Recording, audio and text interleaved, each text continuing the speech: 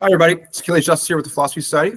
So today I would like to talk about community and support to start off with for a little while. And then we're going to dive back into synergy and make some progress with the synergy thing. So I'm going to use the board. Okay, so we have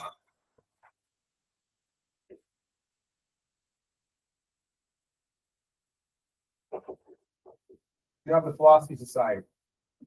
And this is supposed to be a group, right? So the fundamental property is it's a group of people.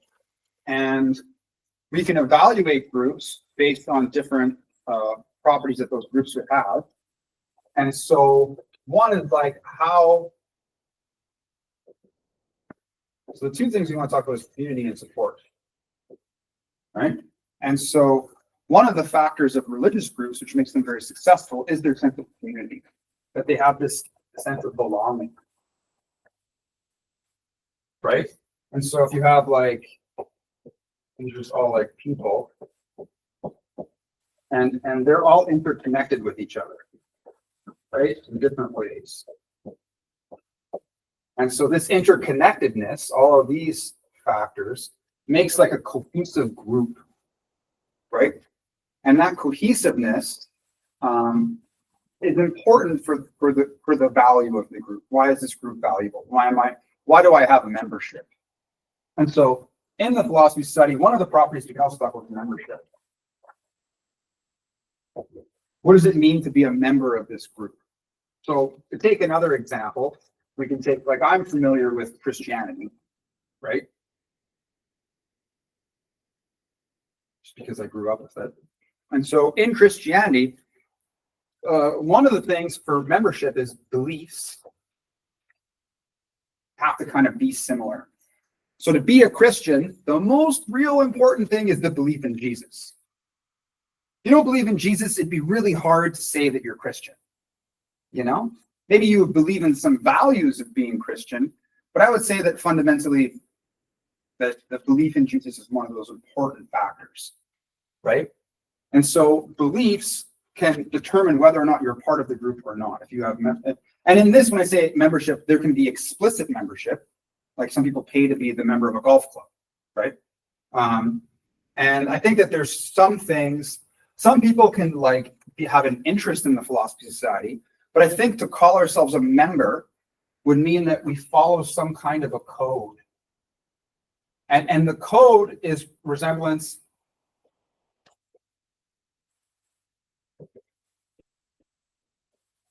of a professional ethic code, but this is not a group of professionals like doctors or lawyers, where if one of them perceives malpractice, they have a duty to the group to report that person's malpractice, right? So it's not about the professionalism per se, but there's something about the membership of the Philosophy Society that will make the Philosophy Society more valuable as a group, right? Because there's other philosophy groups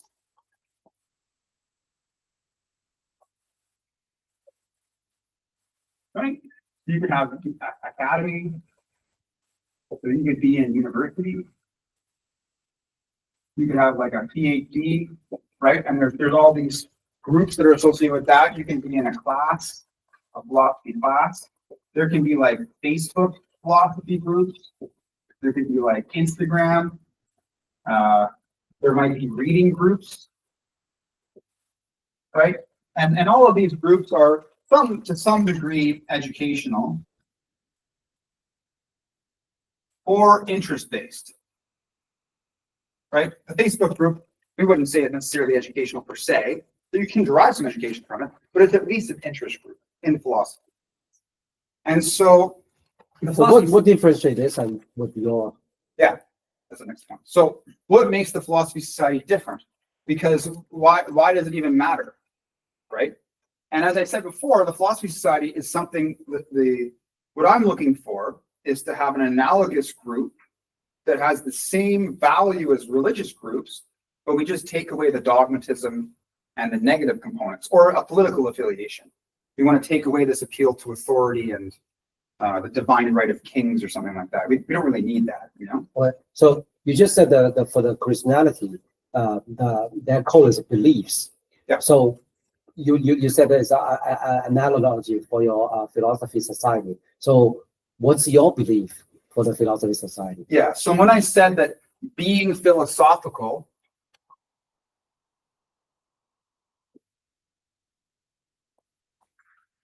right, is the superordinate or the foundation property of the whiteboard. It just means like whenever I write something on there, it's always open to healthy questioning, right? People can be disagreeable almost in an antisocial way, like they can be playing devil's advocate just to make it harder for me to communicate.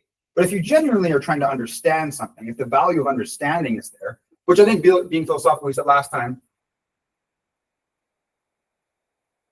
goes with this property of understanding, because I am being philosophical as a means to the end of understanding, this comprehension factor. And I justified that by saying we are a mind with memory and we have executive control, most of us do, humans. Therefore, if we understand our environment, when we make decisions, those decisions will be better for us. So understand, and we can be ethical as well. We can be good people. So you said that healthy questioning. So, but for all this here, they also encourage questioning. Yeah. So but how do you differentiate yours with those? Yeah. So we're going to attack on, so the being philosophical part, there's in the academy, like the university PhD, there's going to be some regulatory mechanism. You read a paper, people will criticize you. There's some feedback loops going on here to kind of make sure that we're in the lines of being philosophical, i.e. you're making sense of stuff. Whereas the Facebook group, it can easily go down being disrespectful and like shit talking each other. That can happen. And there's no real professionalism required. There might be some rules to stay in the group, like respect people, don't be racist, that kind of stuff. And that's good. But that applies to any chat group. It's not specific to being philosophical per se. And so Christianity, just going back to this as an analogy, there's certain beliefs, i.e. Jesus, maybe the New Testament, obviously God, right? There's certain things that kind of go with that belief. Hell, heaven. Sure, that all falls in the New Testament. Those who don't believe go to hell. Sure, right? There's certain properties of the belief itself. And the way to believe, like there's the content, and then there's the process or the acquisition of belief. And that's where being philosophical differentiates itself. It steps away. So part of this process, we could still talk about indoctrination or faith, being dogmatic. What does the indoctrination mean and dogmaticness? Indoctrination is a social mechanism that reinforces the lack of questioning. It shies away from questioning and utilizes social pressure to coerce people to believe things. I'm indoctrinating the children into the belief because they are before the age of reason, and they don't even have the mental capacity to defend themselves against problematic beliefs. Or we will scapegoat or shun someone that is perceived as a heretic or a blasphemer, right? We will kick you out of the group, or in certain Muslim countries, like in Pakistan, they would stack tires up and put somebody in the center and burn them alive. Okay, so that's interesting. Let me just side check a little bit, because I heard some argument. The people in the Middle Age, sure, they're actually happier than the people now, okay, because at that time they don't question. They believe in God, and they believe that their current life only to serve for their future, life in heaven. Yeah. So they don't have any of this being philosophical. They just middle age. So the argument is, if you don't let people think, you don't let people question, maybe they're happier. This is the ignorance is bliss position, right? And there's something that's in philosophy. There's a theme of this. I think it's in Confucianism. They talk about the savant, or the wise fool, the person that's kind of incoherent and just kind of stumbles through life, but their ignorance and bliss kind of gives them this sense of a good life. Like their lack of knowledge makes it so they can't be stressed out or upset. Yeah, there's some sayings say, when human beings start thinking, God laughs. Sure. And we could someone could take that position, but then we would like just respond to that. Why did God give you reason then? If God is just laughing at you, a good God wouldn't do that, right? Like a scorpion that could poison itself. That doesn't make sense, right? The scorpion's stinger is for protecting itself. If it had an instinct to stab itself in the face, it would die, right? And so any animals that did that, or insects that did that, would kill themselves and they would be breeded out of evolution. And so you have assumption that whatever God give us, that must be for some use.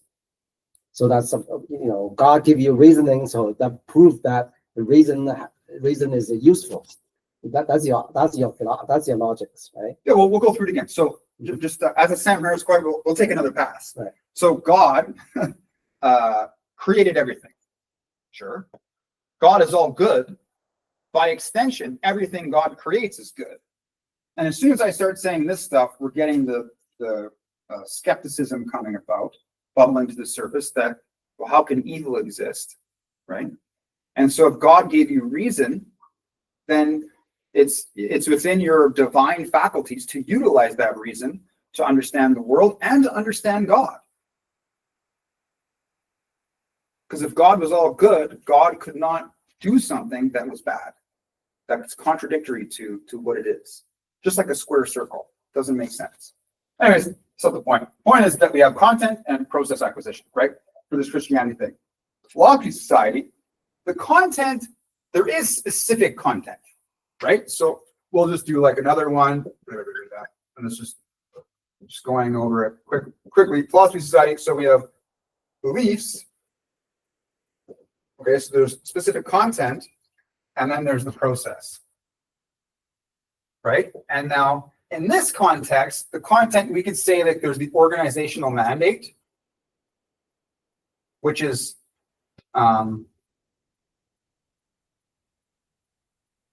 evolving document. I've worked on it a little bit. I haven't touched it for a while, and it needs some attention. It basically just explains what I'm doing here, and in the context of the group, and then it's supposed to just cover everything, right? That's one content thing. So that's something that you could believe in, that is specific. The process, though, is reasoning. We could talk about experience, which can lead into science, being empirical, right? And there's other things that go on here. Other content would be like critical thinking fallacies. But that would actually be for both. So there's like fallacies, like equivocation. Well, what's that beliefs? Beliefs, yeah. What's that beliefs means?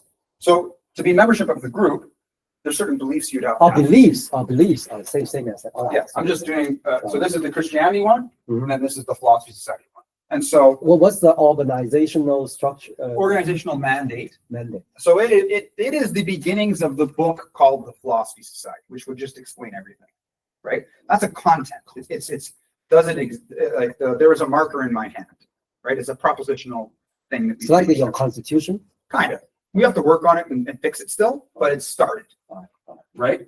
And then you could say up here is like the Bible, the New Testament, right? Now, and then we have critical thinking. You can know specific fallacies. That's a specific content that you could be aware of. And then on here, it's how we acquire these beliefs. So the content is different, right? And then the process is different. Indoctrination, faith, dogmatic thinking, all not part of it. Right? We're actually trying to have the opposite process for belief acquisition through reasoning, experience, critical thinking, right? Which is like saying logic, another way.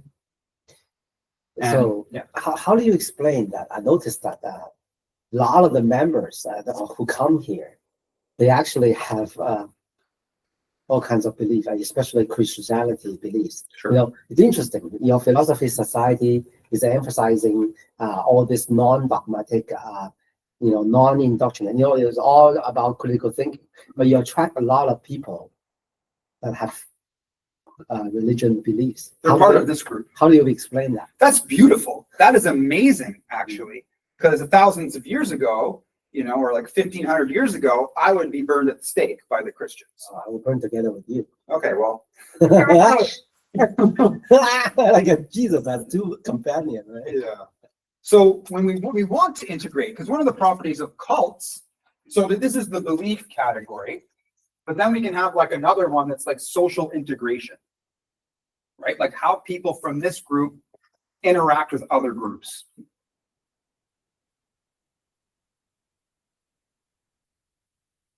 So one is like in-group, out-group properties. Who's in the circle, who's part of our membership, and who's not, right? And the fundamental justification for the Philosophy Society, going through the process, how do we come to these beliefs, just goes right back to the fundamental property of consciousness, that through consciousness and our capacity to hold semantic knowledge in mind and sort through that knowledge to make sense of it. What do you mean by semantic? Like statements, like language, right? That gives us the ability to reason, right? That faculty of the mind. But if somebody is like Verkhusen's area, their ability to process speech is damaged in their brain, then their capacity to be reasonable would be diminished. Or if somebody suffers from something like fetal alpha spectrum disorder, there's laminate cells that don't allow communication in the brain, and so they may only hear one every 3 words. Every third word gets registered and processed, and so they cannot put together complicated series of statements. Therefore, their reasoning would be depreciated. So, anyways, the purpose is just that there's this. Yep. Let me see. You emphasize this critical thinking as your code or as your beliefs for the philosophy society. But I noticed that, like in today's society, there is some taboo. Seems like that, for questioning. For example, political correctness. If you question this, you will make this. You will hurt somebody's feeling. You shouldn't let anybody hurt. So a lot of people just keep silent because they don't want to be be seen as politically incorrect. What do you think about this phenomenon? So I think that they're again, the last time we discussed over here, I had like a diagram that showed a social group, and I was communicating how whether it's Da Vinci or Putin or Plato or Trump, they're embedded within a social context. And so they're socialized. Da Vinci, to some degree, was socialized to be an artist. There was some area in society where that didn't exist, and he filled that gap or need. And people supported him to a degree, and he was able to break away from the generality of people's thinking at that time or behavior, and he was able to create something unique that everyone appreciated, right? It's almost like a way to say like he's a genius, And so the political correctness point goes with this fear of reprisal again, that people can punish you or cancel you. And that goes back to that lack of freedom of speech to some degree. And it may be part of a mechanism in the process belief acquisition section to be mindful to not be offensive to other people. And it can also be a method to reduce things like discrimination and racism, right? Which is fine. We understand those things are bad. But the means we're going to get there, if we overemphasize the political correctness, it can depreciate the truth and our free speech in itself, which will over time can reduce the quality of our ideas. Just going back to the because if you use the political correctness in the maybe in middle age, the political correctness from that time is not to criticize God. Mm-hmm. Mm-hmm. But now, so talking about God or not believing in God is a taboo. Now it just changed the God's name to another, term. For example, like I don't know, like the trans phenomenon is an easy. Yeah, exactly. So and then you. I'm just curious. Yeah. Just looking at it. This is the Philosophy Society, and today I'm talking about community and support. Oh, and nice. how the Philosophy Society as a group or an entity can distinguish itself from other groups and provide community and support in a much more efficient or effective way. And so we're Oh. discussing, what does that mean? Like, why would you want to be here? Right. I'm recording right now and I post this stuff to YouTube later. I can Oh. add you to the WhatsApp group. And you can come. I'm here every Wednesday at 7. Oh, okay. I'm just on a call right now. I just want to see what's going on, but Yeah, I actually like that idea. So Yeah. Good job, man. come back. Thank you. So, now today's God, or today's book project topic becomes like, you heard this, oh, do you have any sympathy? Those interior groups has been suffering for centuries, for years.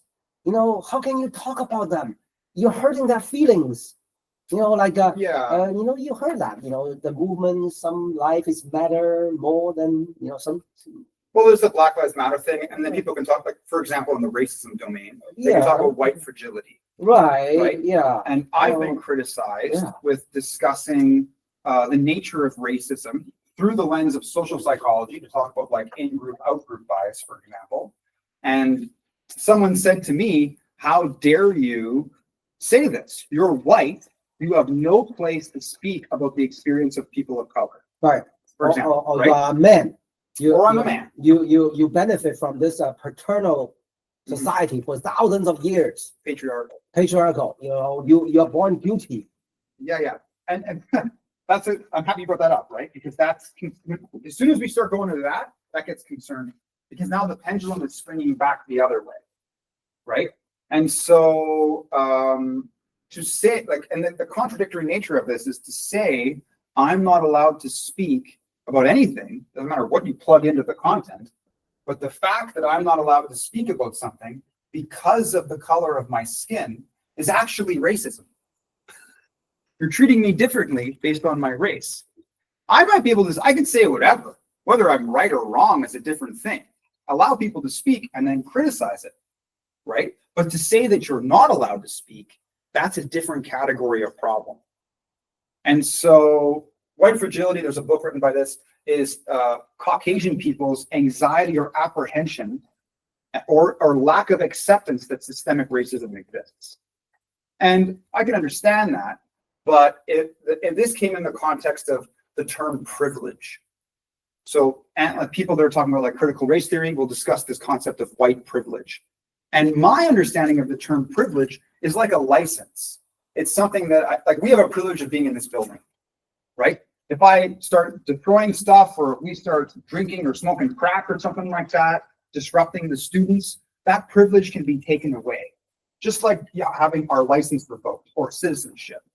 But to say that privilege is something that a specific race or ethnicity has, to me seems incoherent as a term, because you cannot take away my whiteness, whatever that is. Like, this is white. I'm not actually white. But how is that a privilege? How is that something that has been granted to me from society? It's not. But they say, oh, you benefit from your ancestors. We can talk about that, right? We can talk about how certain groups in specific contexts have an advantage.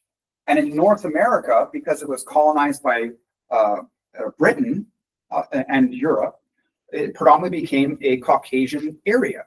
And so because of the psychological properties of in-group, out-group bias, which is basically the foundation for racism, that's what we would say, is that we have this bias towards preferring our own group, whether it's a sports team, your country, your religion, and it also includes perceiving people by their pigment or race, right, or ethnicity.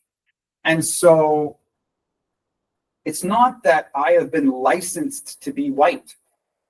That's craziness. I was just born this way, this color, or whatever you want to call it. And it's not that if I am questioning whether privilege is an accurate term to describe the phenomena that's occurring, either explicitly or in a systemic context, that doesn't mean that I am denying the fact that systemic racism exists. I'm just, in that context, it was when the philosophy study first started in Toronto, like 3 years ago. And it was like a huge thing. I was being called a racist for 72 hours, something like that. You've been called? Oh, yeah. That's why I'm able to articulate this argument so well. And to say that privilege is just a bad word. You just need to explain the same phenomena without the conceptual incoherence, and then it's better for you. Because then you can say, why is it that these people have an advantage here, right? And we can talk about how to make things more equitable, how to give people an equitable entry into the workplace, or into how law is being imposed, or enforcement with police, right? But to talk about privilege, it's just philosophically and conceptually, the term doesn't make sense. And so I thought about this in the past, and then Bill Maher, I was just watching him, and he brought the exact same criticism. He's like, I don't like the word privilege, I think advantage is better. And I was like, that's the word I used. It was after the fact. It's one of those great minds think alike kind of moments, you know? And so advantage is better, because if I go to an area of Africa, or where I come from in Thunder Bay, there's more than 50% of the population in Thunder Bay is indigenous. And there is severe racism from the indigenous population to people, to Westerners, more specifically white people. So I suffered some racism as a white person, right? And I'm not trying to have a competitive approach between my racism is better than yours, or I suffered more than you. No, it's all bad. And I think you have to look at specific instances. If someone's being beaten on the street and called names, that situation is going to cause a degree of suffering, right? Which is different than what I experienced. I've never experienced that, but there was some racism there, and it doesn't feel good, right? And so, well, they may say, oh yeah, maybe in your specific environment, whatever, you may be limited. But as an overall Western, I'm just playing, just try to imagine some of the argument, you know. Or they say, oh, but overall, you benefit from your history, the ancestors, even though you are not intentionally benefit, but you indirectly, you're overall, you're born in this, just like you're a man, so you already benefit. Not doesn't matter you're aware or you're not aware, you already benefit. It's hundreds of years, whatever, influences, and then it's like that. I think it's important for us to separate. You can't blame an individual today for the history of the world. That's not a reasonable justification, right?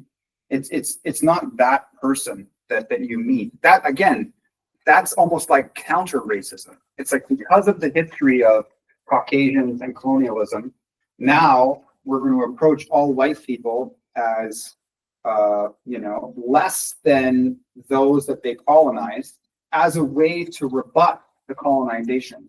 Is that really the right way to deal with that? I feel that we can start by acknowledging history. That's the first step. Let's just acknowledge what has occurred, right?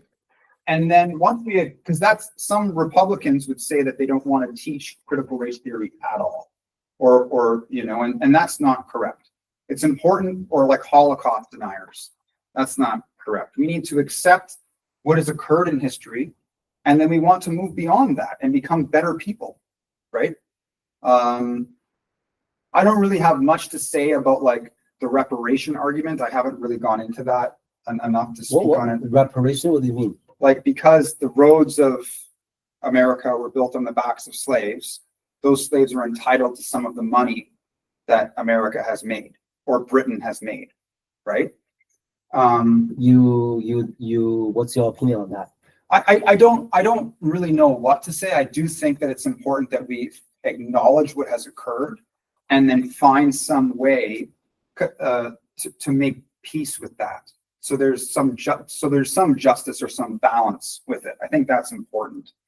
I could see how a government of today could, if you were like, you owe me money for labor, and that's 90, and that's 90, like, how do you quantify this, right? It would just, like, the economies are, like, from a conservative perspective, you're looking at the economy, and then someone says you have a new bill, and this bill is like, $1 trillion. Well, the economy can't pay that bill, right? And so if you're approaching the table saying, we want all of your money, like, you're probably not going to get too far in negotiations on that. That doesn't mean that there shouldn't be some compensation in some form, right? But I think we have to be realistic about how the economy is put together, and there is a utilitarian position here, but that's not to ignore what occurred. I think it's important for us to observe that, and then again, I'm not an expert in this field, but I think there's a way to find some healthy path so that it's fair to those that have suffered because of this. Some governments don't even acknowledge certain things for many, many years, which is kind of like shameful. You know, like the residential school system in Canada was a problem, and it's serious, and we need to, you know, first acknowledge and accept, and then make improvements from there on in. Or like the Indian Act, that's not good, you know. So what you just said, you know, I just become a PR here, you know, I'm a permanent resident here, so I don't know much about.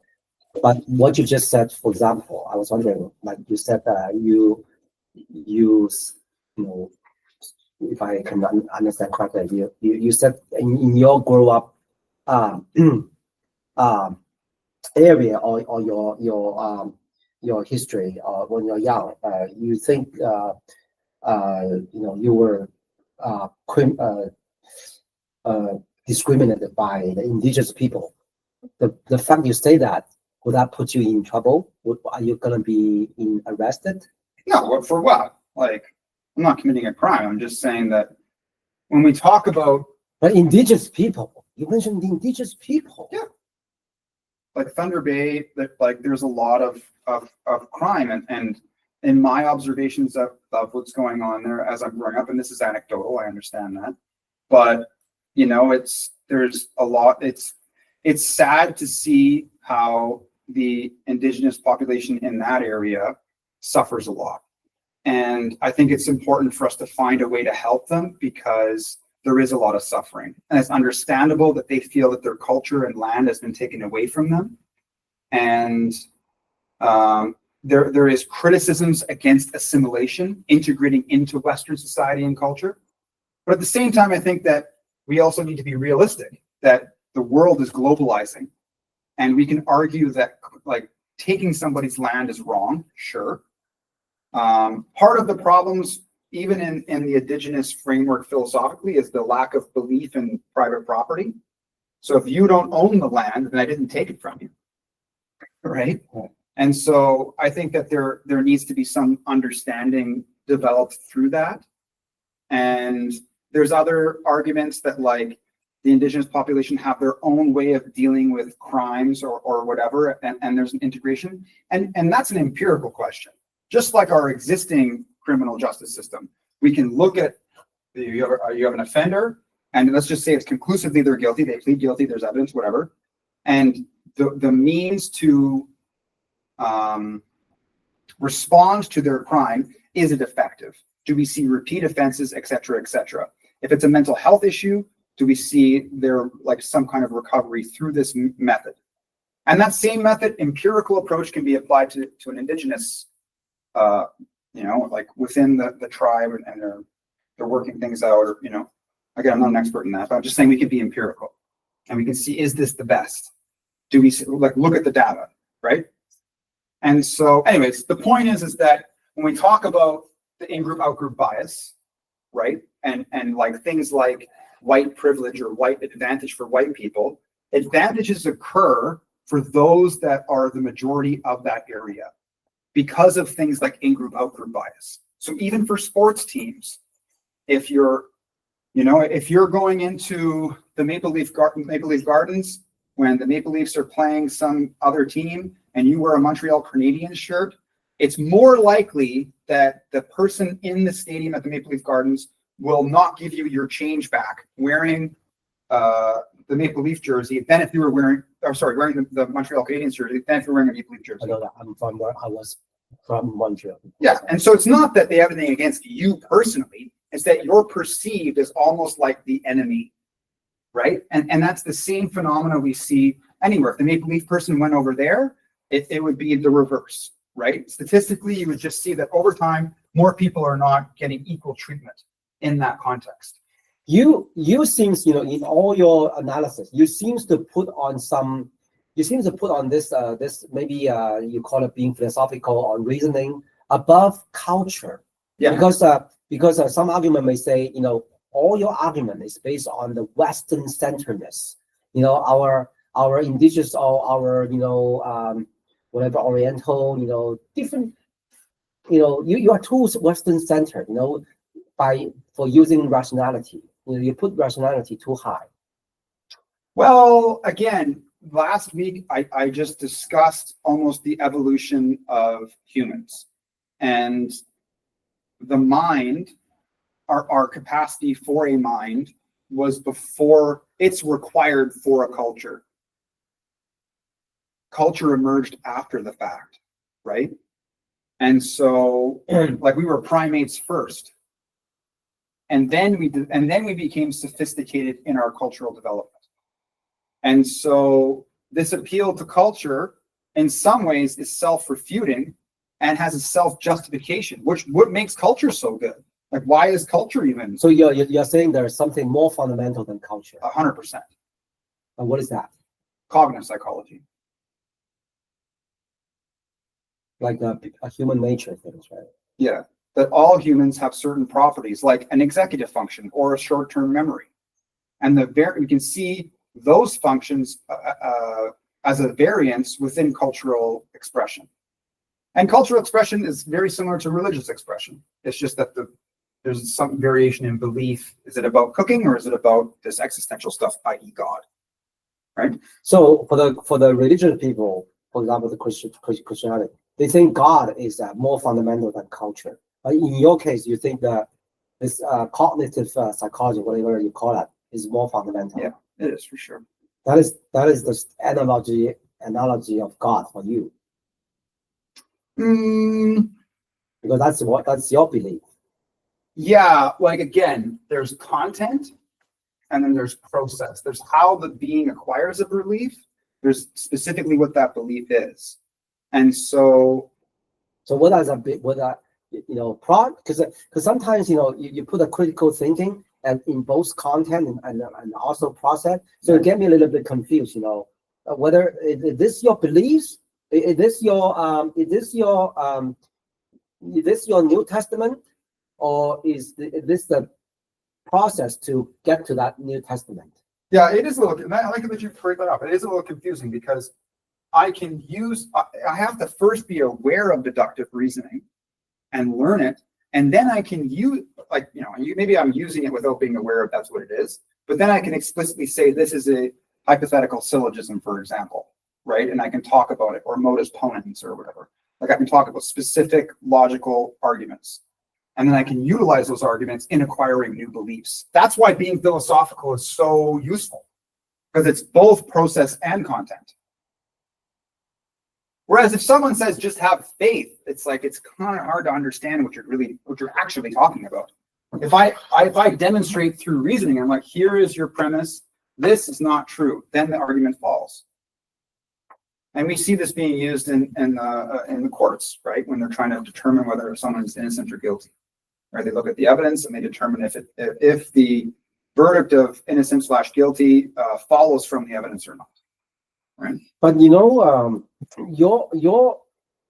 philosophy actually, for a long time is not the primary model for human beings. Mm-hmm. For a long time, when there's a king, when there's a queen, when there's I don't know, for thousands of years, they don't allow you to question it. The main primary thing is about scientists Sure. actually get burned. So Yeah. So it makes sense that this hasn't happened yet. That I would say. Socrates got killed, Yeah. for thinking, for questioning. Yeah. Abuse the God, that's his crime. I look at it as that we've gotten to a point in society, I'm not going to say Western society, but in society, where there's a space. And that space is there. That space is for this to maybe exist. It's germinating right now, right? Because I get a lot of people that just find the group. They find the WhatsApp chat group just by searching in Google. I never knew I was on Quora. I never put myself there, but they found it on there. There's a list of philosophy groups. So the more that I have time, or the more that we have help to work on that, the more people will come, and the more I can explicitly demonstrate why this is a valuable situation. And so part of the reason why I'm going into this is when we talk about membership. So there's specific beliefs, there's how you acquire beliefs, right? But that's not the only thing that is part of membership, is that I believe in this. So a doctor has beliefs about medicine, right? If you came in, like I made joking last time, I have this crystal and it will cure you, or I'm going to heal your chakra, you wouldn't be considered a member of the medical society. You'd be like, oh, that's kind of pseudoscience, we're going to put you over here, right? So there's certain things you have to agree with as a belief, but then there's conduct. There's how you act as a person. And not only how you act independently, right, which is stuff that we'll teach and the process stuff and the things we've been going through with Stephen Covey, but there's how we relate to each other. And that's part of the code of being a member. Okay. Okay. So it seems like this is your whatever you call it. This is your content, your beliefs. This is like the most fundamental things, right? For the film. So, but how do you explain logically? Because you rely on this deductive reasoning, right? Whatever you call it. How do you explain? I think we'll talk about this. How do you explain somebody is willing to sacrifice their life? Sure. It doesn't make sense, because it seems like the logical way is that people all need to survive. Like the animal. They never think of because life. You have to live first to be able to talk about anything, right? So why some people are willing, like those wars, like George Washington, maybe risk his life, or the soldiers, World War II, or whatever. Why the U.S. soldier will fight in Europe with Nazi, leaving their family behind, knowing that they could be died. Somebody's a volunteer to go to Ukraine from U.S. or from all over the world to sacrifice their life. Because it could be killed in a minute. Sure. It doesn't logically. How to explain that? Because you said this deductive reasoning is your. It seems like you can explain everything, almost everything, right? Right. Well, the reason would just be that because of our capacity for understanding, we can see that our life has meaning to a certain extent. That if, for example, in Ukraine, if Russia takes over, all the Ukrainians could be killed. And so when you understand that, then that is a justification for you to fight and risk your life for the greater good. Just like Socrates. But you mentioned greater good, but where does this come from? Because from evolution, the theory of evolution, there's no greater goods. You ask for the cat. A cat, evolved to a monkey, a kangaroo, whatever. Well, that's no greater good. You said something like, the human being will sacrifice their life for greater goods. That's a very a good goods is a very metaphysical thing, Well, we're just able to understand that. We're able to understand that there are certain kinds of states of society that are better or worse, and we can judge that, for example, by what kind of rights and freedoms do we have? How much well-being can an individual? And you can use Rawls' veil of ignorance. You can't assume you're going to be a person of nobility. You can't assume you're one of Putin's friends. You could be anybody in that society. So how do we make a just society?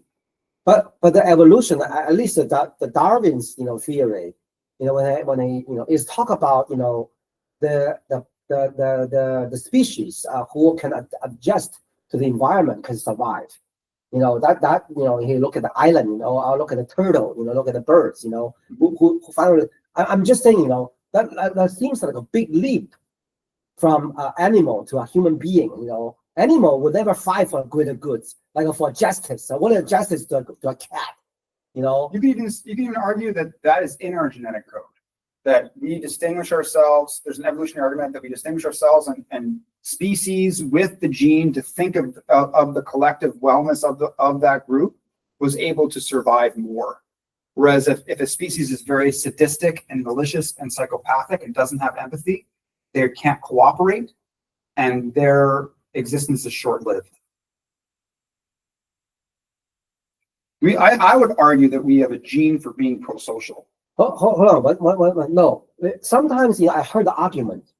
You just talk about the sacrifice of life is because for the future generation, if we don't fight, then all our kids, will be suffering. But I also heard the argument: we'll fight like the Ukraine. We'll fight until the last Ukrainian, because we rather die than leave, humiliating. Even our whole nation gone. I heard that. So you probably see that spirit. The women, the kids, all fight. Like there's a famous saying. If there's no freedom, I'd rather die. Yeah. That's not even talk about still living in the world. So how do you explain that? Why a human being has that kind of, because a cat or a monkey or whatever, for the evolution chain, except all the animal except the human being has that kind of the thinking, and when we look at that, we have a sense of nobleness. Those are great. Those are why is that? Well, you can almost make the argument that it's against their interest and their survivability. That's what you're saying. Yeah. Right? How do you explain that the evolution? In the evolution. There may have been some humans that did fight to the end, and those humans survived. And so humans have an instinct amongst all odds to keep on fighting. And I think that human history was probably a lot of that, like natural disasters and the huge gap between chimpanzees and us. All of the other close proximities of Homo sapiens between that are kind of all extinct. We don't really see too many links. And it may have just been the fact that we wiped them out, and it could have been very, very bad. I'm sure it was. It was very difficult for humans for a long time. Yeah, because if it's just for survival, some dictator can provide that to you. We look at the Utopian, the novel like 1984, beautiful. Brave New World. Yeah, something like that. They let you survive. Mm-hmm. They even let you to have sex, or whatever. Have all kinds of lobsters. The famous quote, from the Javier, the Czech, activist. They said, "We also have freedom. We have the freedom of Czech people under the Soviet Union. We have the freedom to choose which brand of refrigerator, we will use. So they let you survive. They let you live. But human seems like have a cat would be pretty satisfied with that. But human has this term called a dignity, a freedom, something like freedom of speech. Why is that? I think that there's how do you explain? Yeah, I think there's certain things about being human that society requires to give us rights in those areas, and we will keep on fighting for those rights, like free speech or bodily autonomy. And it's part of the human condition, but it needs social enforcement. You can't just have it on your own, because a band of tyrants can just come by and destroy your village and do bad things, right? And so we've already experienced that. We know that is, the most powerful is not necessarily the just person. Justice is a different thing than the person with the most strength or the most power. And because we can see how that person can abuse their power, and it's not fair to the person who's being abused. Just having power doesn't mean that you're just. It's what you do with the power, fundamentally. And so, so I think that there's, we can look at evolution and we can see how humans survived. We don't really have evidence in the same way. We have to explain through the lens of evolution why certain things occur, right? Or why certain properties occur. I'll give you another example. For the religious people, the whole Egyptian or whole the Jewish, they probably say, or whole Jewish or Christian, they could die because they die for the God. It's burn life, through history. So many, what do you call that? Martyr, like the people who willing to sacrifice. Martyrs. Yeah, they, for different reasons. How do you explain that by evolutions? Well, I think it's just got to a point like we could say that it's not it's a side effect of evolution, that our understanding to a certain degree can go down the path of like being delusional even. And there's hope and delusion on one side. And it's, some humans might be more hopeful, some might be more delusional. And that's to say that they're using either hope or delusion to fight for some cause. And it might be directly against their survival, but they still fight because of what is in mind. The mind allows them to perceive this thing, and they endure through their suffering to that thing. Well, what is that against the evolution purpose? Because the whole evolution purpose is to survive. That's what I'm saying. It's that there's a side effect of us having such big minds or a large capacity of mental capacity, that it allows this space where we can do things that go against our interest. So it's a good thing or bad thing? It can be both, And so that's where I think we need to discuss stuff. I think it's important to devote yourself. Sometimes it might be the right thing to fight for a cause, even though it is seemingly against your self-interest, right? Anyways, Okay. We'll leave this point for now. Okay. A little bit of sidetrack. We explored it a bit. Mhm. And so what I'm trying to talk about today is what does it mean to be a member? I'm really trying to say that I would like the people in the Philosophy Society to develop a sense of community with each other and to be able to support each other more than any other group. That's what I want. I would like to see that no matter what's going on, if you're a member, that means that you will follow a specific code of conduct, and your agreement to follow this code of conduct means that you get these specific benefits. That's great. I'll tell you a little bit of Okay. healthy questions. Sure. Because you said political society is a group. Yeah. Right? Basically, it's a group. And you want this group to follow like a direction or a code or whatever you call that, which differentiate from other group in this society. But if you look at the whole society, if you enlarge to the whole society, like the whole country, whole Canadian, whatever, Canada, it's also a group. Because group, it's just different size of the group, right? Yeah. So, as when we talk about country, the code, they also have a code. The code, according to liberalism, or whatever, it's freedom. Basically, it's a negative freedom. It's like you can do anything. You can be a consumerism. You don't have to. You can be apolitical. So and they regard this freedom. I mean, Isaiah Berlin called the negative freedom. The freedom to say no is a fundamental freedom. So, but you seems you are promoting something that is more than this, and then as a society, political society, they will be very scared about this kind of they call this a positive freedom, because this means you don't encourage, because the most important thing is that you can do whatever. You don't have to be active. You can just enjoy yourself. You don't have to be. Yours seems very purposeful. Yeah. So is it against some because both are society, but your society seems prefer a code that is very different from the code that's regarded as the fundamental for freedom for the bigger society. Yeah, I think that the current political structure is stemming out of like a monarchy, for example, and also an antithesis to tyranny. That's kind of why this has been created the way it is. It's not based on like group cohesion and positive mental health and being philosophical. No. And so I'm approaching it from that perspective. And then I would just not exclude everything from the way that it's been developed so far, like existing constitutions, like the United States or Canada, or whatever you want to say.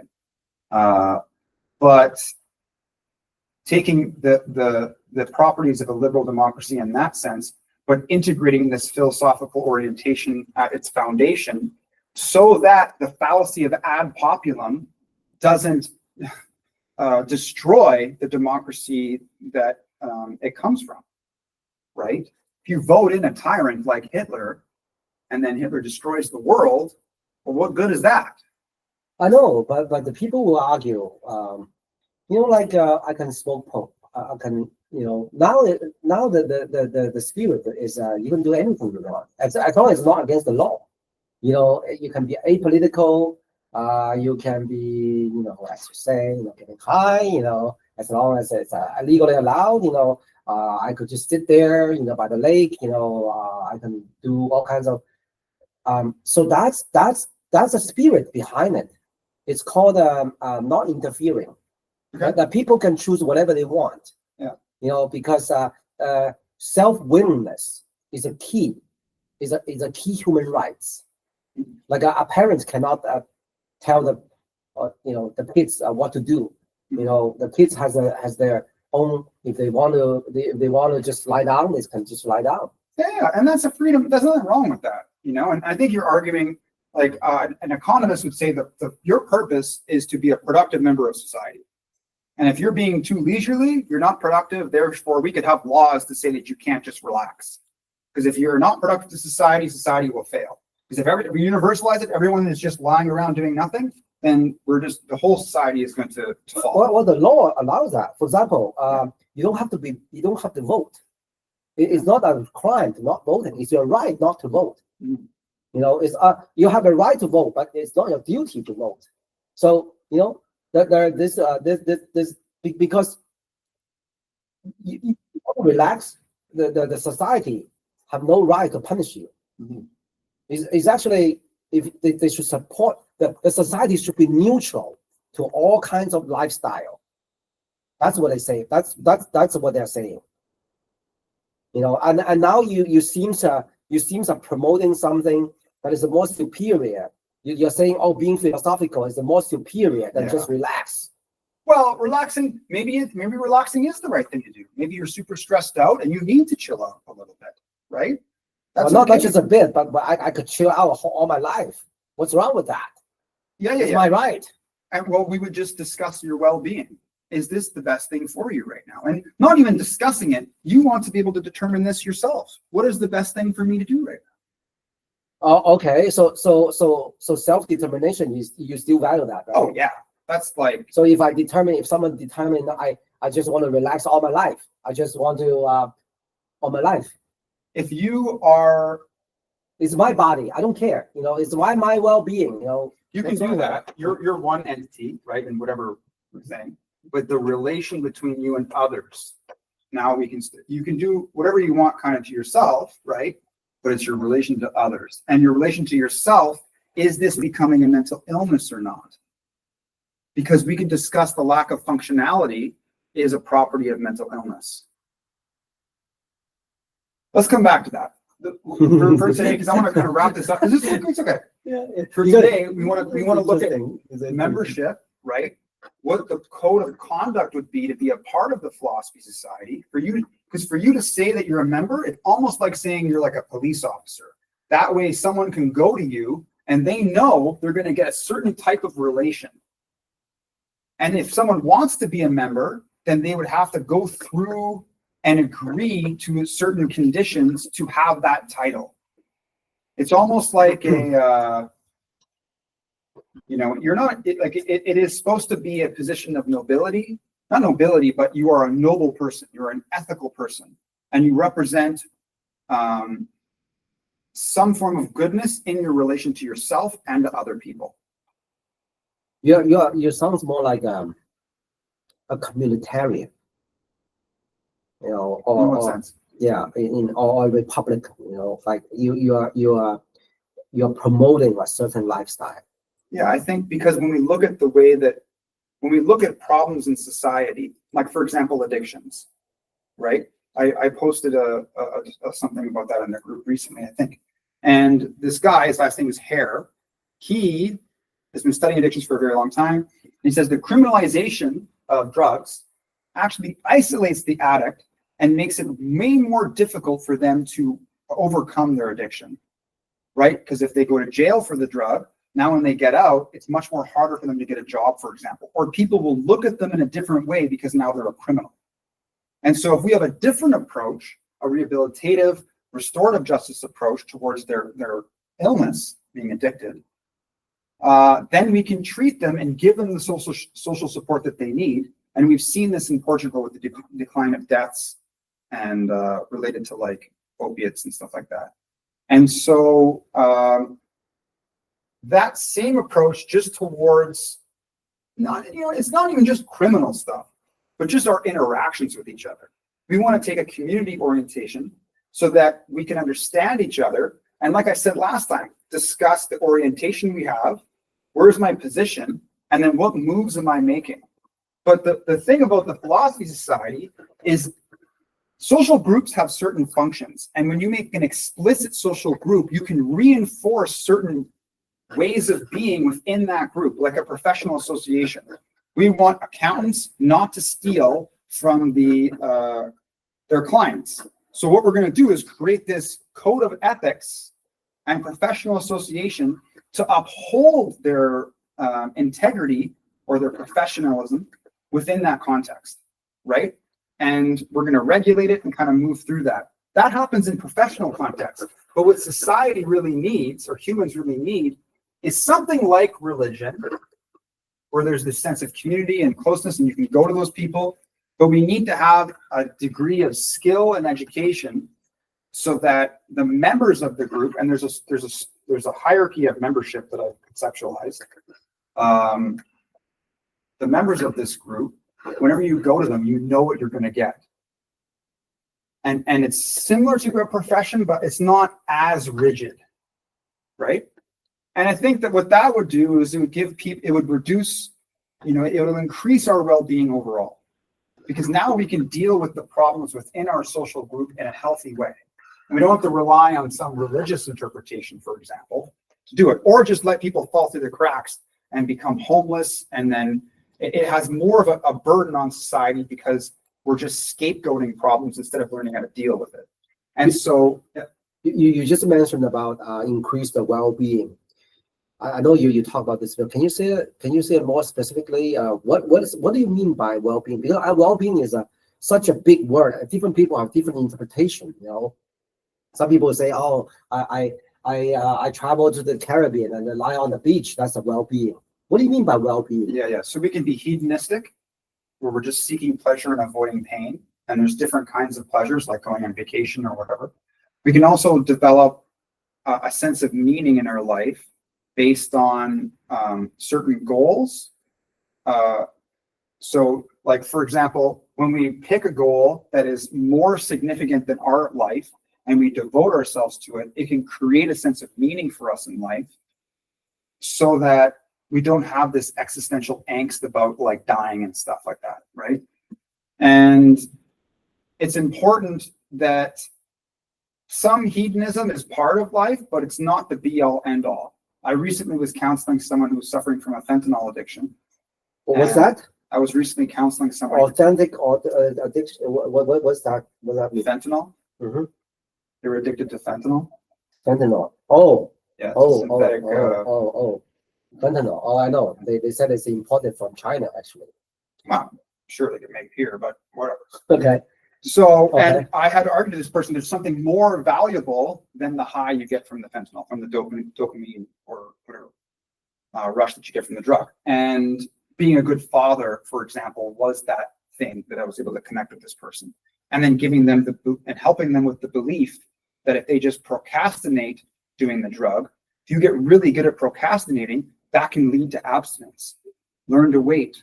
Learn to wait, and eventually you just keep on waiting and you never do it. And so that was a breakthrough session I had with this person. But, and I took a community approach. I was like, I'm here with you, I'm going to be with you, and we're going to talk about what's going on. But I am working with a certain reservoir of skills or principles that I'm utilizing to help this person. My understanding of human nature or an existential orientation, a meaning in life. And so just reeling it back, just so we can finish this point. Membership sounds like a logotherapy. To some degree, sure. We can look at what does it mean to be a member of the group, and we can ask ourselves, what can we offer each other? One thing is like unconditional positive regard. that we demonstrate acceptance and of the person, no matter what they do, and we still hold them accountable for what they're doing. Because we're talking about society as a whole here, right? And how can we use this philosophical orientation, and what are the connections between the members? What properties are distinct that are in line with well-being and the principles of community psychology to help and therapy to help each other when we're in times of need. There was a study done in this city in Italy, and they have the highest longevity, and it's because of their tight-knit community with each other. More than bad diet or smoking or drinking, having this tight-knit community was the most important factor of all the factors for mortality. Yeah, that's interesting. This made me think. Maybe there's another example. I think maybe it's associated with this. Recently, the discussion talk about why protest. For example, why protest against the China dictator in Canada? Sometimes there's only a few people went to the protest, Okay. but they say there's at least 3 meanings for that protest, even though there's just a few people. One is to encourage increase morale. So people see you. If you don't protest, for a long time, then the group will disappear. People will become atomic. It's all. But when they see somebody's still there, somebody share the same vision with them, they'll be encouraged. So that's one thing. The other thing is get out of political depression. There's some depression. It's actually not from original family. It's from the society. There's a lot of people. Like oppression or depression? I don't know what you call that. A lot of young people commit suicide during the COVID policy in China because it's so depressed. They just kill themselves. Yeah. So many overseas Chinese students couldn't go back to China because of the policy. They miss their parents, so some people went crazy, and then they're back in the Chinatown. Yeah. So to come out to speak freely against something they're against, it helps their psychological. So it's to get out of the political. Yeah. Is it called depression or oppression? Well, I think oppression is when like a larger social group is taking Oh, your okay. rights. So it's their symptom is depression, but the reason is the political oppression. Yeah, that makes sense. Yeah. Sure. And the third one is normally this protest will get media attention. So because the protest is actually not just against dictator, it's promoting democracy, Sure. promoting freedom. Yeah. Even for the Canadian, they see that. Oh, they see what's going on in China, and then they know some people are voting for shouting for the democracy. Yeah. So that reminds them, the democracy is so valuable. So that's so this is and also forming a group. Yeah. A belonging. Because that code, because this is interesting, because as a society, you don't see like in the Constitution, they don't talk about, they don't see, the code is critical thinking, or the code is what would you rate here? They say it's a free speech. They say it's a free press, free union, whatever, free moving rights. I was just wondering, those code, is there any correlation between free speech, those codes, those rights in the Constitution or in the Canadian Charter with your code here? Correlation? Well, yeah, for sure. Because both are groups. You are a group. That's the chapter is a code for the bigger group. Well, the country. Yeah, and then the member here, you have the member. The member is a citizen. Yes, or even just being present. I mean, like you just being here, you have to follow the laws, right? Like the laws of the land. Yeah. So even just being present, you have some membership. Right. Yeah. You know what I mean? Because if you don't follow certain rules, they're going to impose it. The Philosophy Society is beyond countries. Yeah.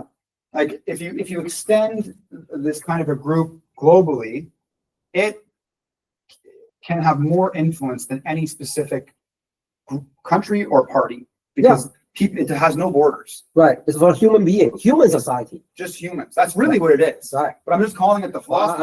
Unless you also talk about animal ethics. We can go into that too, and that's important. But let's just get along first, and then we can start. Yeah, We can start learning to cook without meat. You know? yeah. So my question is there anything between there? Because those are society, human society and your philosophy society. The United Nations have some codes too. The Yeah. treaty, human freedom. Whatever. They even have a code called human freedom is superior than territory. Like Hitler can say, oh, no interfere. There's a rule for no interference between countries. Mhm. But they say no. If you persecute Jewish, we as a Canadian, we have the right to interfere. Yeah, yeah. So human freedom is superior than sovereignty. Yeah, like this is just for any conscious being. Yeah. You know, Conscious being. Yeah, exactly. and it would be a little bit of a variance. Like I talked before, sometimes I talk about AI or talk about aliens Mhm. or like the God orb. It's just this floating thing. Just and it's really just it's how we're relating to each other and what membership means. And so part of it is so we look at psychology, we could derive for example unconditional positive regard, and that is a standard that we all want to live up to by Carl Rogers, where we accept what people say or what they have done, we hold them accountable, but we don't lose our humanity for them. We can still love them as people, right? And that can give us the ability to help each other out. I think you are very idealistic. You're idealist. Are you? Can I use that term? That term is a positive term, right? Idealist. It depends. Say someone is like idealistic in the sense that they're not being realistic, But you have a like those Martin Luther King said, I have a dream. They have an ideal for the world. Yeah, and that's how it starts, right? I'm just trying to explicate it and make it clear so that it's easy for other people to do. That's kind of my job, is to kind of take all the pieces. I go out in the field and I test it. I'm not always reading, and then I have to take care of myself and reflect and come back and figure it out, right? And so part of the community is this belonging. The support part is like, no matter what you're going through, you want to rely on our group to be there for you and to help make sense of it and in orientation with your well-being and others' well-being, And there are some problems. Sometimes people will lie. Sometimes people will manipulate and take advantage of each other. They have their own self-interest to account for. So it's not like I'm saying that we just need to accept what everybody says. We need to have some evaluation process. We need to be critical thinkers. And so that's why the process of being philosophical is important, so that you can get to the truth of the matter. What is really going on here? And how can we be there for each other? And you don't have to appeal to the Bible or specific cultural practices within your given group. That's an appeal to tradition. Just because you've been doing it this way doesn't mean it's the right way. And so being normative, being idealistic is good, because then we have a goal that we can justify, make sense, and then we can find ways to achieve that goal. Right. So, I said you're idealist. All these are good, but when you are applying this being philosophical, you are actually rely on your counterparts, that also accept this kind of rules. But in the world, there's a lot of this superpower, like dictator, whatever. They don't want to talk. They don't want to be being philosophical with you. I think my question is, this is a reality. You talk like questioning. They use missiles. They use whatever. Yeah, like the threat of violence. The threat of violence. Is all throughout the histories. Like Putin even still using that. Yeah. So like Navalny, they just put him in jail and kill him, right? So how do you? So sometimes being philosophical, you feel like powerless. You feel like well, okay. So when you face those, here we got, this is the Philosophy Society, and there's people in here. Yeah. Okay, so this is a group, and there's other people who are just kind of like hanging around, and there might be some relation between us and them, and they may choose to integrate and come inside or not. There are other groups, and there might be political orientations, right, or whatever. There's a larger group that you're a part of, And think of it this as like biology. Okay, the philosophy society is a certain kind of cell. It has a way that it interacts internally with its constituent parts, its members. There's some policy organizational mandate that discusses what the properties of the group are. It talks about how the relations are. This thing is supposed to be the blueprint of it as a social organism, right? Then there's how the philosophy society interacts with other groups. And then it's how the philosophy society interacts with its larger socio-cultural context. And all of the properties go down basically to how individuals are interacting with each other, which is going to be analogous to how the philosophy society acts with other groups and the larger group that it's a part of. And so this stuff just goes down to specific properties, and we already see these properties within groups. And as long as you're a rational agent, it doesn't matter where you are in here, doesn't matter where you are. Because if we can present information in such a way, your mind will automatically be like, oh yeah, that makes sense. Or you'll just see it by its effects. Someone's suffering from a substance abuse issue, we provide them a sense of community, we can help them get work, we can help them have a treatment plan, and then they're able to recover. Are you saying that even Hitler or Putin, you said that they were also, that makes sense? No. Or are you saying Putin and they are irrational? Yeah, they're not rational agents. There's something else going on there, right? And we can explore that through a Socratic method to distill out that there is some either psychosis or psychopathology or invalid justification. Like I said last time, let's just try to think of a possibility for an individual to rationalize this argument. The Soviet Union was lost, I'm going to get it back, right? But we still need to discuss it and go through that. Like I wrote that argument down last time. And so, but he's in some areas he's very rational. He planned it very well. How he come up to the to the power. Sure. He also actually before the war, back then I heard a Russian said that if Putin can resign in 2008, he will be one of the greatest, because before 2008 he actually governed Russia pretty well. Sure. Okay. So you cannot think, if he's a crazy maniac, like even they develop atomic bomb, missiles, the war, that takes a lot of the rational thinking, how to troops, Yeah. So you're saying he's he's out of his mind? When I'm saying rational agent, I'm saying, are you allowing the Socratic method or being philosophical to apply to all of the properties of your decision-making process or what's going on? That's not the case. He's being self-interested. Oh, you mean all of them, not Right. just some of them? Is he really going to talk about his values? Is he really going to have an honest conversation, or is he going to lie to you? If he starts being manipulative or lying about stuff, like saying the Ukrainian Nazis, that's insane. But they will insane. say, your Western politicians, wherever they are also not honest all the time. That's fine. That's a different discussion. We're currently talking about you. Are you able to talk about yourself? And Putin, kill him. Like, is he really gonna be transparent and vulnerable and have an open, honest dialogue? I would say no. No honest person could get to that position. No honest person is sending out poisonous underwear to kill people. But they will say, your U.S., also even Canada, talk about the CIA betrayed, all those democracy activists in Latin America. Sure. And we'll criticize them on that. Yeah. We're going to use this, and that's where you see a benefit in the system, because it's objective. If they're doing that, we need to discuss it, and they're held accountable for it, right?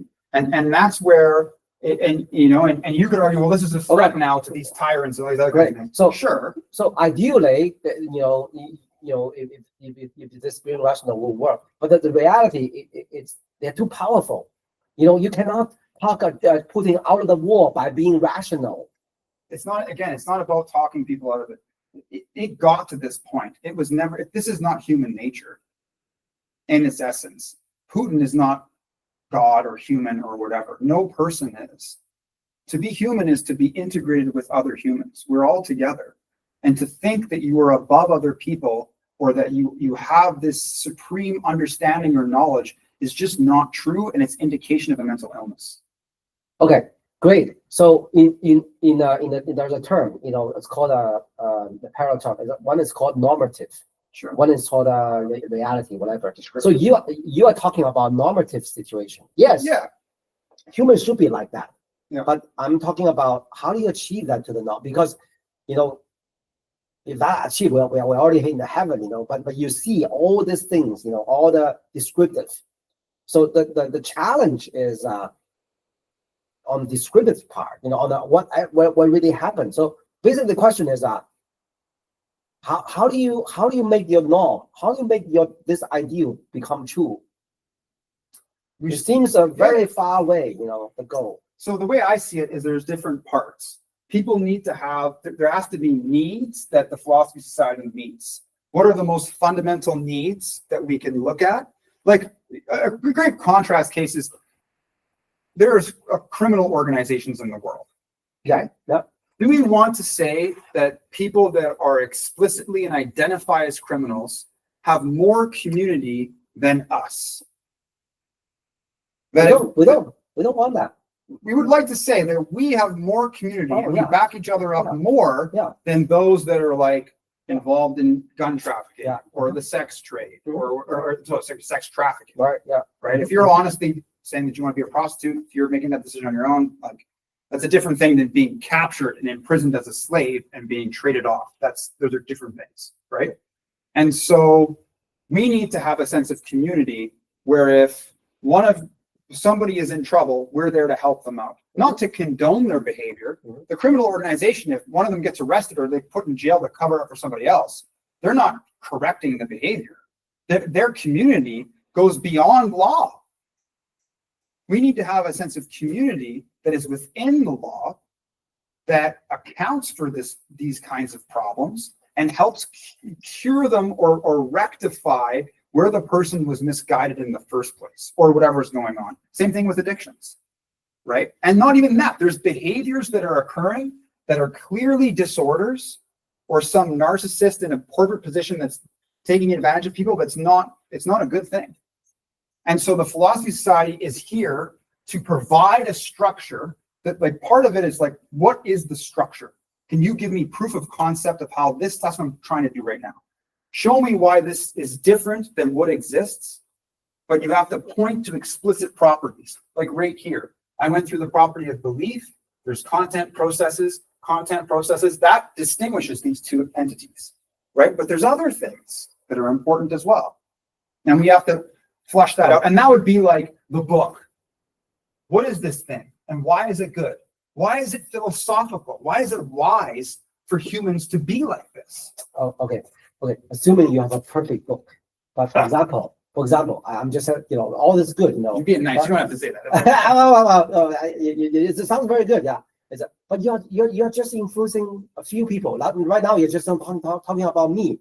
For those you call that irrational person. They went to there's a lot of pluralists. When the dictator speak, millions of people listen. You what I'm saying though, you are just a normal. You're just one person. How do you against how do you against you don't even have how many people watching your YouTube? All this is great, but it may take millions of years for you to achieve your goal. It goes back to the marketing thing. Just the students today, they see me again, and they're like, "Who is this guy?" That's just one guy. That's fine. It's just a marketing thing. Look at what Plato had to work with. They didn't have any technology was stones and sticks and rope and papyrus. That's what's the most advanced technology? Maybe they had glass back then. I don't know. I don't think so. Maybe they had something. You know what I mean? But now the amount of reach, we're at the position where it's still in some ways proof of concept. If the book was written, right, like just a condensed, very easy to understand manuscript or whatever you want to say that explains what this is, how it's distinct, what the benefits are, how to do it, and it goes through all that stuff, then you just got to take it and share it with people. because it's the assumption is that I'm making it easy for everybody else. That's what my life is. I'm trying to make it easy. You don't have to do all the work that I did, right? Okay, but I'm not saying, I'm just, Fine. But Plato, even Plato didn't see his dream become true when he alive. His dream doesn't even achieve even today. You're talking about book, but you don't have money. How much money do you have to publish? Putin can, the whole Russian radio or television or internet is controlled by him. You can just spread out very easily. Or some politician, millions of this. You just saw the elections, right? You don't even have money to publish your books. How many books you can publish? Yeah. Well, you don't actually need money right now to publish books. You can self-publish it on Amazon, right? But I'm just saying, there's a 6 billion people in the world. How many you can influence? Well, I look at it this way. Some people, I just explain it with the Jedi analogy, right? Some people have the capacity to be good because of the way that they've been grown up, the way they've been socialized, and their their cognitive orientation, if they have brain damage or whatever, right? If you're a fully functioning human being and you have a value for this, I will teach you. I'm not going to try to force Putin to change. That doesn't make sense. There are already people that want to be good and want to have a better world. And so those are the people that we're looking at. That's the market. Not that criminal organization or whatever. Maybe some of them, they just don't know any better way. And they could shift over. That's great. There are people already out there that if this was ready and done, like as a product, you could just give it to them and they would just absorb it. Right. But you have your vision, but how many people you can influence? 100 during your whole life, maybe 10,000 or I'll give you 1 million, but it's still a very small fraction, because it said for the whole world to change, you have to accumulate to a certain level, then Sure. Right? But how many? A million will be already a very difficult goal to achieve. Yeah. You're just one person. That's what I'm saying. It's not about being one person. It's about the idea, not about me. And I'm just trying to refine the idea to the point where it is useful. And once it again, you can see people online that have millions of followers. They get millions of views. Right. It comes down to video production. Like Right. I'm working with the laptop here. Right. I'm just trying to show content and I'm there, right? But this is just a business. Now we're just talking about business. It's just, do we have a video editor? Do we have lighting? Do we have like a microphone? Like whenever I talk like this, you can't hear me on the thing. So these are just small little things. Just look at the other people that are successful on YouTube or whatever, Instagram, TikTok, and emulate the same design strategy that they have, and then you're good. But yeah, exactly. Now what attracts in YouTube, and also the algorithm, the algorithm, the way they push the Algorithm, sure. algorithm. It's sometimes about the title. Sure. You create a title, very bloody or very sexy, whatever. It's not about the depth of your thoughts. It's Right. about, because the listener was like, oh yeah, cheesecake. I just like the cheesecake. That's why TikTok. That's why this Instagram. They don't even look at books. Now it's like 10 seconds video. Mhm. I know. Or video games. There's going to be just think of the iceberg analogy. There's going to be surface level interest, like the clickbait stuff, but then there's going to be super deep stuff. And I am taking the responsibility of having a comprehensive system that goes all the way to the deepest level. That's what I'm doing. I don't have to be like that. I don't have to go to school. People tell me not to go to school. Lots of people tell me to quit school. More people tell me to quit than not to quit. They say I should just focus on my business and focus on getting followers and all that kind of stuff. And I kind of agree that. I kind of agree because because if you're talking about influence, maybe going to school. Going to school you can influence much fewer people than you just focus on. Like there's a difference, For example, if you become a counselor, a psychotherapist, it's one-on-one. You can save this guy's soul, Sure. best, But if you're Martin Luther King, wow, how many people, right? But It's different. It's different. You know, me here, I am in the practice of doing the thing, right? Me having these meetings is teaching me things about the process that are part of it that I have to explain to other facilitators. So I have to do it myself to see what the problems are, and I can guide them through the process. That's part of the reason why I'm here. Also, me writing this book is basically just my dissertation for my PhD. So I'm just going to do my PhD on this. And all of there's a bunch, I know there's a bunch of things that I'm not saying, and that's just because I spent a lot of time in the field, you know, and recently with the community housing thing, there's been a lot of turbulence, and I'm just seeing how things function. And so when I have the dissertation written, or when I have this book kind of down, then at least the philosophical underpinnings are justified, and then I can build on that. That's kind of the approach I'm taking. And why do you want to get a PhD? people expect me to have it, and I think it shows that I'm So not. you're doing just satisfy people's expectation? No, it's just a professionalism thing. I don't want to say I'm better. Like, you can have this perspective where, like, some people are anti-education, and they say it's almost like I'm better than everyone that goes to school, and I don't have to do it. But if you're better than them, then you should outperform them in school.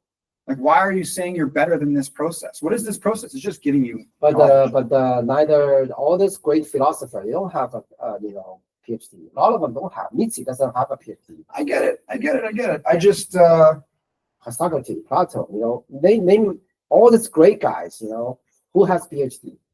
it's Most of them don't have PhD. I understand. And there might be a criticism that prevents me from being great. I don't know. I think that it's a challenge that I think that there's a lot of growth there. And there are other people that can teach me things about what I want to do. And so I would actually be losing access to that feedback and to that knowledge. And so because I care about what this is, I'm willing to go through that process to make it that much better. Okay. So I guess my point is not the focus. I mean, the PhD is just a way to achieve a goal, right? Your goal seems to me, you know, correct me if I'm wrong, is philosophy. You know, you want to promote your code to the human being, to educate them, or to for their well-being, right? To help their well-being, right? Right? Is that your goal? Yeah. So if that's a goal, then the way to go there, the rational thinking is that you should choose or you probably will think about the way that most effective, the maximize, quicker to achieve that goal, right? Does that make sense? It does, yes. Right. So what is that? So PhD or not PhD, just a method. It's just a way to go to that goal. I can do it without it, but I have, in the last 5 years I spent at this university doing just undergrad stuff, I've learned a whole bunch of stuff that is part of what I'm talking about now. And they were courses that I didn't necessarily even want to take. But the person that was teaching the course was an expert, and they brought information to me that I now know is valuable that I would have not known before. Like, I'm not gonna, like, me taking a class on advanced geometry is not relevant to this. Right. It isn't. Maybe I draw something out of it, but it's so far from what I'm doing. Or like radio technology. Like, I am not doing that. Right. But there are some things in, like, I don't know how, like, there's a course, for example, on like the philosophy of punishment, you know, and that would be good. It would have some place in this, you know. What is So- about? What I haven't taken it yet, so I'm not. punishment? Wow. Yeah, maybe Foucault's Panopticon, maybe they'll talk about that. I'm not sure. Okay, so anyways, this is something that I think is important for us to talk about. And fundamentally, I want to talk about how do we treat each other, right? And what can we do so that our group is not enabling bad stuff or dismissing it or scapegoating people. Those are things we want to avoid. We want to have an integrative, responsible group that deals with issues as they come up and is proactively, which has the result of proactively preventing mental illness and then retroactively responding to existing mental illness or political problems, whatever that might be. And once this is like a group counselor things you are doing. that's one of the things, yeah. And that shows that it will increase our well-being, right? And that's good because then you're just like, you'll just feel good about being part of it. You're like, I feel like I'm accepted here, and no matter what's going on, we can deal with it. Like somebody came here who appeared to have symptoms of schizophrenia, and they had an outburst, but the people here weren't trained. Their membership status is still like level 1. You guys don't have all the skills to respond to that, which is akin to having some training in therapy, you could say, or whatever, right? But if we know that it's going to help us and each other, we might as well learn that stuff. If you're going into a boat, knowing CPR might be good for you, just in case someone drowns or is drowned, whatever. Taking some So basically, you think this approach is the best way to achieve your goal. We just talk about your goal, right? The ultimate goal. Yeah, I think that I don't see the PhD as a distraction. I think that it can make it stronger. That's how I see it. And I do take a lot of school. Sometimes I do take too much, and I understand that. I've just been with the perspective that I'm already a little older now, and I'm trying to kind of catch up. I'm trying to learn everything. So but that's really what the PhD would do. How long, for example, how long have you on this project?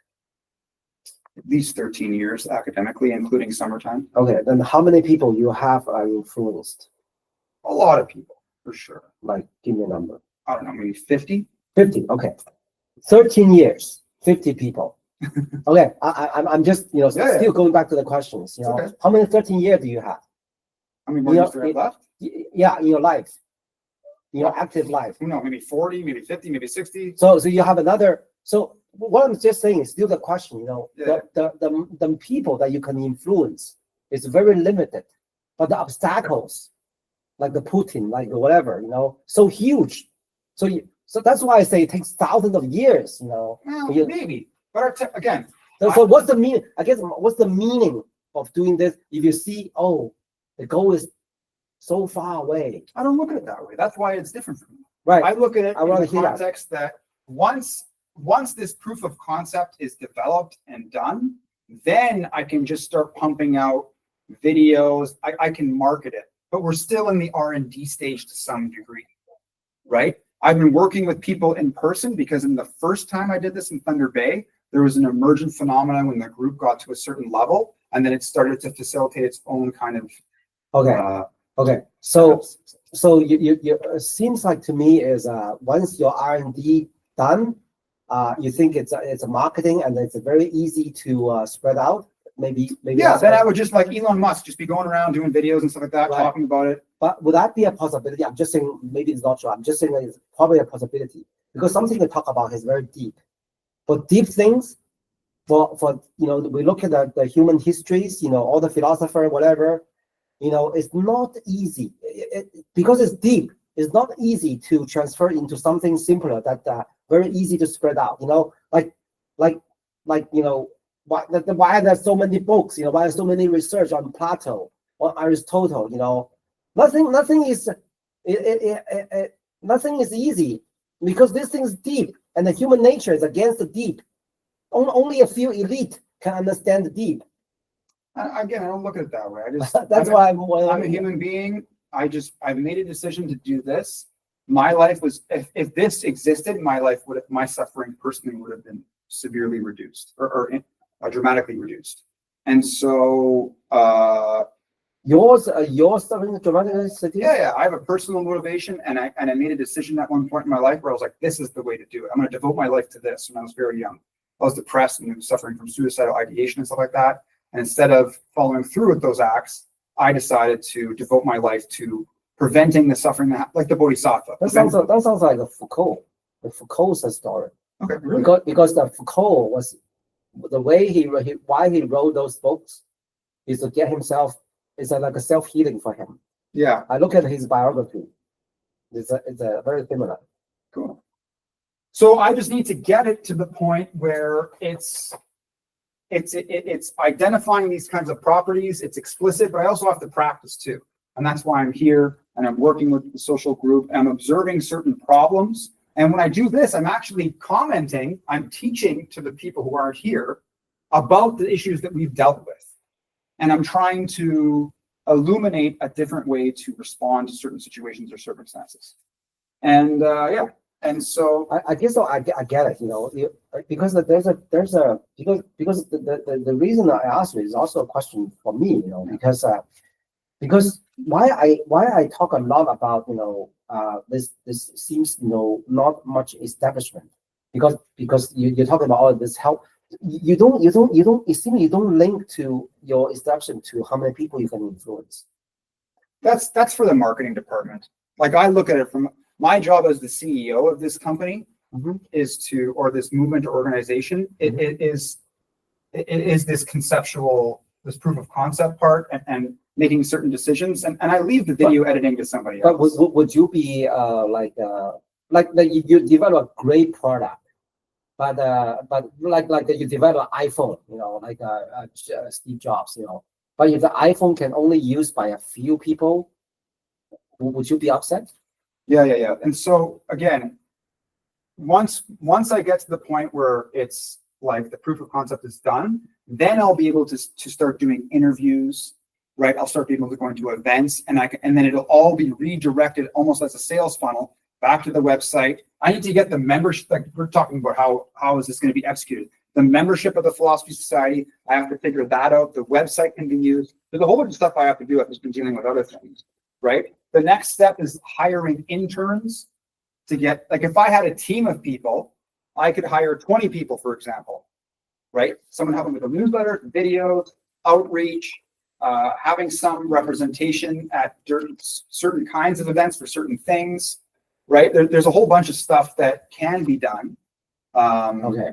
And either it's an unpaid intern is one way to do it, or giving equity in the company, right? Oh, great. But I'm going to use one of the habits, Yeah. The second habit is called what? Begin with the end in mind. Yeah. And the goal has to be specific, right? Okay. Smart, right? So you said marketing, Mhm. If you look at us as difficult, he's gonna ask you, all this marketing, what goal? The goal has to be specific. Like how many people you're gonna achieve, how many people you're gonna influence, because the business is talking about like how many iPhones sell to customers. Stephen Cook Jobs, going to be valid on that. So we cannot just say, hire intern, whatever. What's your specific goal? The first is to get this stuff done, right? Part of it is I have newsletters that can be written. And so, for example, like I would have to hire an editor for the newsletter.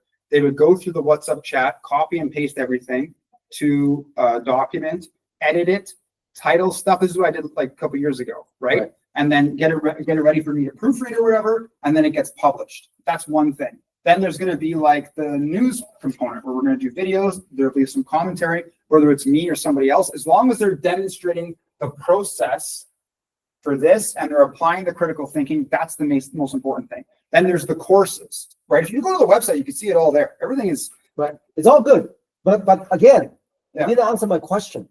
Your question, because you all this R&D, a company cannot only have R&D. Because you're using a company as as example. Sure. Yeah. Your company is about bottom line, how much money I can make. The shareholder gonna look at that.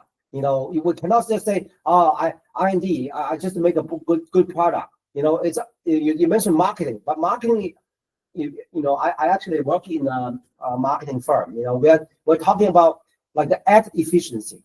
Why I spend this much money on TV and not on internet? Because I need to reach, my target customers. For 1,000 million. Why Donald Trump went to Joe Rogan? That there's a very specific calculated. So what is your specific goal? Not just I have a product. I need to no. That's still not a specific goal. the specific goal is to give people the measurable, to give, smart. as many people as possible the opportunity to become. Well, in this case, you would say we want to have as many memberships as possible. How many?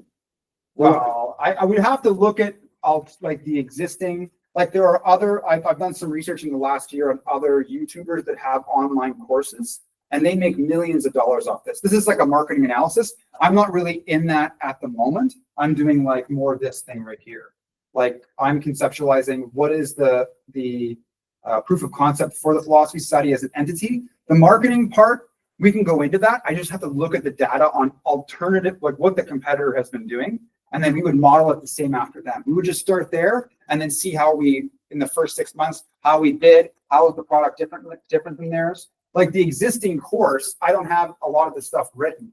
Like there's no tests that I've done yet for this book, right? But if you were going to take this course, let's say it's $200, you know what I mean? I also have to like, there's just specific things that have to get done. And we would just look at the competitors and see how much revenue they're making. And we would hypothesize we'll make about the same, right? So it's interesting because treat me as because I've been to some road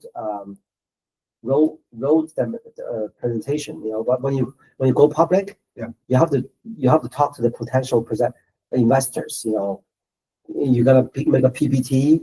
Yeah. That's after this is done. We just gotta wait for that. We'll do that. That's why I'm studying marketing right now. Or the reason, right? And when we talk about needs, when you said why are there so many Christians that are coming here, because there's something that Christianity is not giving them. Yeah, that's a good point. Right? That's why they're here. And I have to not try to take Christianity away, because then you're going to lose those people. But I want to strengthen them in being philosophical and understanding the place, a healthiest place of religion. So that the Great Witch Hunt. Because I think you have a very good, very attractive product. You know, if I'm an investors, yeah, I'm looking at this R&D. It's very great because if I were an investor, I want to decide whether I want to invest or not. You know, to back up, you know, because all this needs money. You need resources. Well, let's look at it this way: how much money does Catholicism make every year? They literally have a country, right? What needs are they meeting for all of those people? Who? Catholicism, the Catholics. Oh, the Catholic. Oh. They have the Vatican, right? Like they literally have their own sovereign country, technically, right? And so, but that's due to tradition. It's okay. You don't have the tradition. It's meeting a need, though. Again, we'll go back to that thing. Appeal to tradition is not necessarily reasonable. It might be familiar, but if you're familiar, that's like saying that nobody will ever leave an abusive relationship or nobody will ever stop being an addict because that's just the way it's always been. It's not the case. You're condemned to being depressed forever. You're never going to overcome. No, I don't know what you're saying, but my point, you actually talk about this. You said religion. They are also satisfy some people's needs. Yeah, their psychology, their belonging. That's why a lot of people go to church, sure, right? So and then what I'm saying now, now you have to book a room. If you have a church, because of the history, a building, you don't have to. The church has so many money. They even provide free food to attract people. That's great, and that's right? good. I personally actually went to those free lunch. That's cool. Yeah. So that's what I'm saying. Humans have a need, and this kind of an organization is drawing from a whole bunch of areas where we've seen success, existence proof cases, right? Like people overcoming addictions, or the fact that when people go to the church, there's this almost like surrogate family that they have. And that's part of what I'm trying to do here is pump the heart to get this as almost like a similar community orientation for people. And that just takes time. Like Thunder Bay is different than Toronto. Toronto, there's so many things here. And the marketing I'm utilizing right now is very limited. Remember, we talked about the Personal Growth Center I talked to you about, the Haven. Yes. All this, or the one in US. You are doing a little bit. You're doing something similar. You're basically doing a personal growth program. Sure. They are also providing a product. Mm-hmm. Like people go there to meditate. Yeah. Even stay there, retreat. Like that. Yeah, man. And so it's just that I need to iron out specific things because the philosophers, they're going to come after me because I'm using their work. You say, hey, what do you think you're doing over here? People have told me that's not the philosophy society, it's like the psychology society. Personal growth. Sure, yeah. But it's psychology. Yes, exactly. People could say that, but I don't think they really understand what I mean when I say the thing, right? And but I think Socrates will agree with you, because as they said that the principle for psychology is doing philosophy. Yeah, is actually use it, apply it in your life. Yeah, exactly. So you have that. Socrates is the father of sure. So you have something And it's not only the inquiry thing, there has to be other principles of well-being and community orientation for mental health that is the basis for us relating to each other. That way, you know that if you're part of it, it will motivate you to being a better member, because you know that being a member and following in this code, like Christians and Jews have the 10 Commandments, right? There needs to be some code for the Philosophy Society. And then that way you explicitly know this is an area that I have not developed yet. That's what I'm talking about, right? So you talk about code. Code sometimes it's like a rule. How do you enforce those rules? In a real code, like a rule of society or Christianity, you don't follow it, they kick you out. You're gonna kick out people? Well, there would be, so everybody would have utilizing our existing technology. There's a website. You would have a status on the website, and if you didn't uphold the code in some way, we would have a talk. We would invite you down to a mediation, and we would discuss what happened in a way that we're not going to judge you. We're going to accept that you're human and you make mistakes, whatever that might be. And this applies to me too, right? And it's a way to prevent scapegoating, a way to prevent exiling people from the group.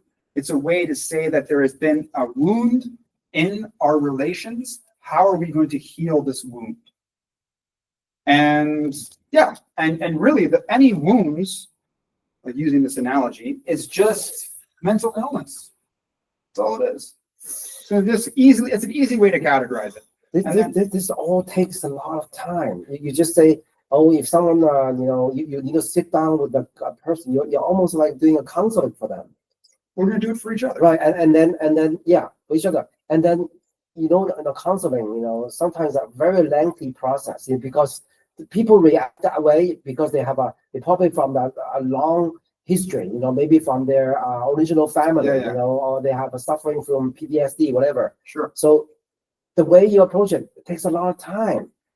Again, how much time do you have? Well, it's not just me; it's the whole community. It's all the people that are involved. And the more time you put in, you would get credit for that. And like, for example, the other person would sign off, and then on your status, you get one experience point or merit for your time put in.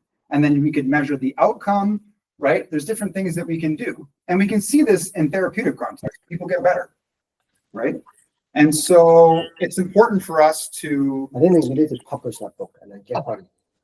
That's kind of the thing. Once the book is published, like, have you read the organizational mandate on the website? Probably read it, but not very deep. Yeah, that's fine. Hey, Ali, can you just mute yourself so there's no feedback? But I read yours on you post something on the WhatsApp group. Yeah. And so you can see I've started already. But this, like, I would need to explicate the major existing groups in society. Like I was saying, Republicans. What makes them a group? Why are they distinct? Christians, Muslims, and then you can see it, and then you're like Philosophy Society. You're building a party. You're building a political party. You're building a philosophy party. Yeah, this is like being a member of a Democratic or Republican. They all have that code. Sure, but I want this to be beyond politics. Remember, I said it's not limited to a country. As long as you're following the process, and there's certain code, you're a member of the Philosophy Society. You're building a party of being philosophical. Yeah, and you can be Republican, you can be Christian, you can be an atheist. That's fine. But it's how we integrate together. That's what's the most important part. And you believe that's good for human beings? Yeah, obviously. You want them to fight? Humans? Because they're doing that already. Do you have anything to say, Lee? Are you okay? I said because we're all humans, so the society, philosophy society, is kind of based around that principle and not, preferences and beliefs. Correct. Very good. That's exactly what it is. And being human, because David brought this up earlier, being human is the foundational part about that is the mind and consciousness. And because we have a conscious mind with a memory and we understand language and statements and we have beliefs, we formulate this understanding of ourselves and the experience we're in. And that understanding helps you navigate your life and your relations with others. Therefore, the understanding is fundamental to how we are existing with each other and how we act with each other. And so it's important for us, like the Putin argument is, does Putin really understand? Like, does he have a comprehensive understanding? And is that understanding, is it correct? And is it ethical? Is his actions that are being based on that ethical? I would say no. Right, I agree with you. But how do you deal with Putin or that kind of person? Maybe you don't have to deal. Maybe even in your philosophical society, even today, maybe somebody entered this room, they're acting like not philosophical. How do you deal with that? Yeah. So there's like you, and there's the thing you're perceiving, whatever that thing is. Okay. If this is another person, you can observe their behavior, you can attribute words to certain behaviors, and you can critique it. This is what psychologists do, right? It's the study of the psyche or the soul or the mind and behavior. Like, they kind of shifted the definition from its beginning. But when people are acting that way, then you can say, you're doing this. And we're going to define it as such. And if it keeps on happening, we can look at this whole pattern and we can discuss it. And there's ways to work with that. Like I said before, it's not about teaching Putin to become a Jedi or any other like sadistic psychopath, whatever you want to say. It's about taking the people that are already good and empowering them so that when they're faced with those situations, they have that belief system. Just like any religious person with their religious book, they have something to go on in their understanding so that they can act in the situations they're in a better way. And it's just really, it's not about being perfect. It's just committing to the ideal, saying, yes, that is the right goal. Now we're going to work together to achieve it. What about what in this process you encounter someone, you identify them, not being philosophical. They even call you racist. Sure. Maybe there's a debate about political correctness, whatever. They call you a racist. They call you whatever, manhood, whatever. And then they may be using violence. So how can they deal with that? Because something happened in US. If you support, they don't agree with your political opinion, they could even shoot you. Okay, so there's specific people, Mhm. right? I'm a person, you're a person, and then there's the belief. The belief goes beyond us. Mhm. Okay, and like the belief, we want that to be foundational because even in circumstances of self-defense, it will help us in our use of force for that self-defense because we are rational agents. We're able to we have intellectual honesty, and we can evaluate ourselves and others in situations. And through this process of being philosophical and the relation between us, which is founded upon this code of conduct or code of ethics on how we treat each other, we have a right. It's how does the philosophy study deal with a threat, right? And it's very similar. It's just principles of self-defense. But at the same time, we recognize the person threatening us, they have a mental illness. Yeah, you recognize mental illness, but they at that situation they still trying to hurt you. And then if you hurt the counter law, actually, it doesn't encourage you to self-defense because they say, oh, you have to be proportionally. If you don't overuse your power, if you overuse the power, maybe you're right. You could be in jail. Imagine if you're in jail and then you're dealing with other you are in such a different. Can you survive in jail? So I learned self-defense for 10 years in Thunder Bay. Thunder Bay is the murder capital of Canada at the time, and I studied a whole bunch of stuff. I think that learning self-defense is important. And in that training, you learn use of force. If you only have 2 moves, smack with the hammer or run away, and it's the situation doesn't the use of force with the hammer would be too much, but you haven't learned anything else. Then the only option for you to really do is that. But if you train and you practice self-defense, then you get experience in a variety of moves that are appropriate to the situation. And as long as you keep your training up, your ability to perform in a real life situation will be higher. And so when they pull a gun on you, how do you self-defense? I want to add something here. Okay, yeah. So what Achilles is trying to say is that self-defense is not just a physical exercise that you learn. It has a lot to do with your mental state. If you learn it, you will be mentally prepared in a lot of ways that we can't even comprehend, because all those are, kind of part of the unconscious. And like, the things you acquire is like almost 99.99% of you is unconscious, and just one of, I don't know, like, you can't really comprehend what that is.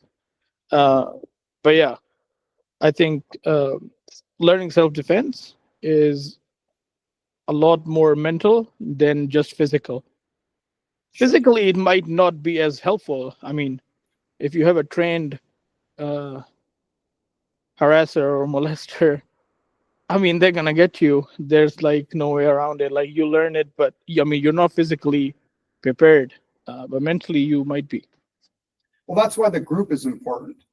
Like if you have like people coming after you, there is safety in numbers. And if there is a degree of training on how to protect ourselves, if you're in an environment where guns are like, a threat, then there will be a similar self-defense. I didn't do gun training per se.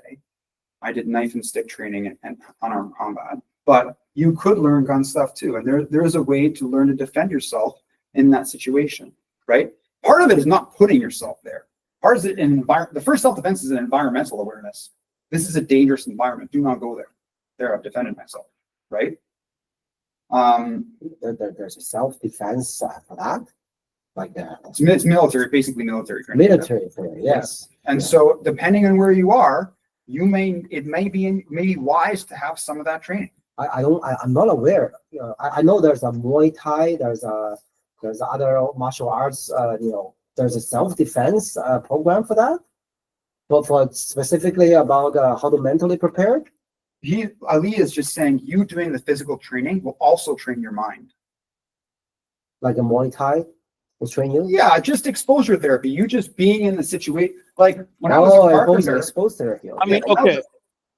So, whatever environment you are in, you are 100% affected out of that. Like, there's no way around that. Like, whatever you're doing, wherever you are, whoever you're talking to, how you're talking to them, every single sentence, every single looking of your eye at any place, how the other person is reacting, everything has a lot of impact on you, probably everything. So when you put yourself into a setting that's teaching you self-defense, it goes a long way. That's what I'm saying. Yeah. Like, I got to the point in that training where I actually switched trying to learn the self-defense of the mind. Because if someone's depressed and they want to kill themselves, you are the thing that is a threat, actually. And so self-defense is learning how to be one with the mind. The mind ought not self-destruct. Oh, you mean even preventing suicide? Yeah, that's self-defense. Preventing from yourself. Yes. And so That's interesting. we can go through today's discussion is, what does it mean to be a member, and why is being a member of this better than everything else? I need to justify that. That's something that I have to be able to say. And part of it, What do you mean by better than anything else? there are things you get from being a member of the Philosophy Society that you won't get anywhere else. And there's some of them might be the same, but I would like to present this that it is satisfying certain needs that you won't find in another place. You mean better than in a romantic relation, for example? Well, that's a need that you'll get, but the Philosophy Society ought to help bolster that romantic relationship. We want the Philosophy Society to teach us how to find a healthy partner for us. And the first step is you being good to yourself. And then the second step would be being open to the environment to see who is attracted to you. But all this you can do on your one-on-one counseling. Why do you have to do in a group, do in a society? Because so this is a great question. That is an inherent problem with the mental health industry or institution in itself, is that we cannot, those counseling sessions are valuable and important, but it's much better to have this community orientation. Because as things happen, you don't have to wait to talk to your counselor next week, and it doesn't cost that much money. right? You can have somebody there right away. So, What? So yeah. I'm confused. So this membership. Are you saying that you for example, you're putting up a session, reading, whatever, and then people come here to come, are you talking about the participants, or are you talking about you are training facilitators? What do you mean by as a member, a facilitator? Yeah, exactly. So there's going to be a differentiation in membership. There's going to be a hierarchy of membership. The most bottom level would just be like you identify as a member of the Philosophy Society, just saying, someone said, are you a member of the Philosophy Society? You say, yes. That's the very basic part. But then there's going to be levels of membership. Are you creating, I'm using, I don't know. Are you creating a psychotherapist, like a association? They give license, to different level. Yeah. Are you doing that? Kind of, but it's not just, something came to mind recently, and it was Psyche Sophia, or Psycheosophy. Psycheosophy, it's the soul wisdom. Soul wisdom. Yeah. Okay. That sounds There's philosophy, the love of wisdom. There's psychology, the study of the soul. But then there's soul wisdom. And that's almost what I do. It's a combination of psychology and philosophy. Are you going to That's dope. certificates? At some point, yeah, for sure, of course. And there would be some regulation for training. And one of the business ideas is to facilitate a counseling firm where people go through the educational program. You can see it on the website. And then there would be a consulting organization. And then there would be just the general training for the member. But it might just be the same. If you're going to be level 2 member, you would be a counselor. Oh, okay. Now I have to ask this, because I kind of try to challenge you a little bit. All these certificates, whatever, I think about the government has to accept that, because all this, are you trying to get a acceptance from the government so that they can enroll into their system? Because you're talking about professional. Yeah. Then and you can apply for that. You can apply for that thing and be regulated. It's pretty basic. And Achilles having the background that he has, I mean, it's gonna be a piece of cake for him to get these regulations approving of what he's trying to do. And I wanted to say one more thing, Achilles. If you're trying to see what the philosophy society is for, ask who's sitting in front of you. I mean, that's the best possible way to understand why they're here. Why are you guys here? Ask everybody, okay, tell us, why are you here? Exactly, what went in your mind to make you come here? And I think that's great data. That's true. Why am I here? Yeah. Me?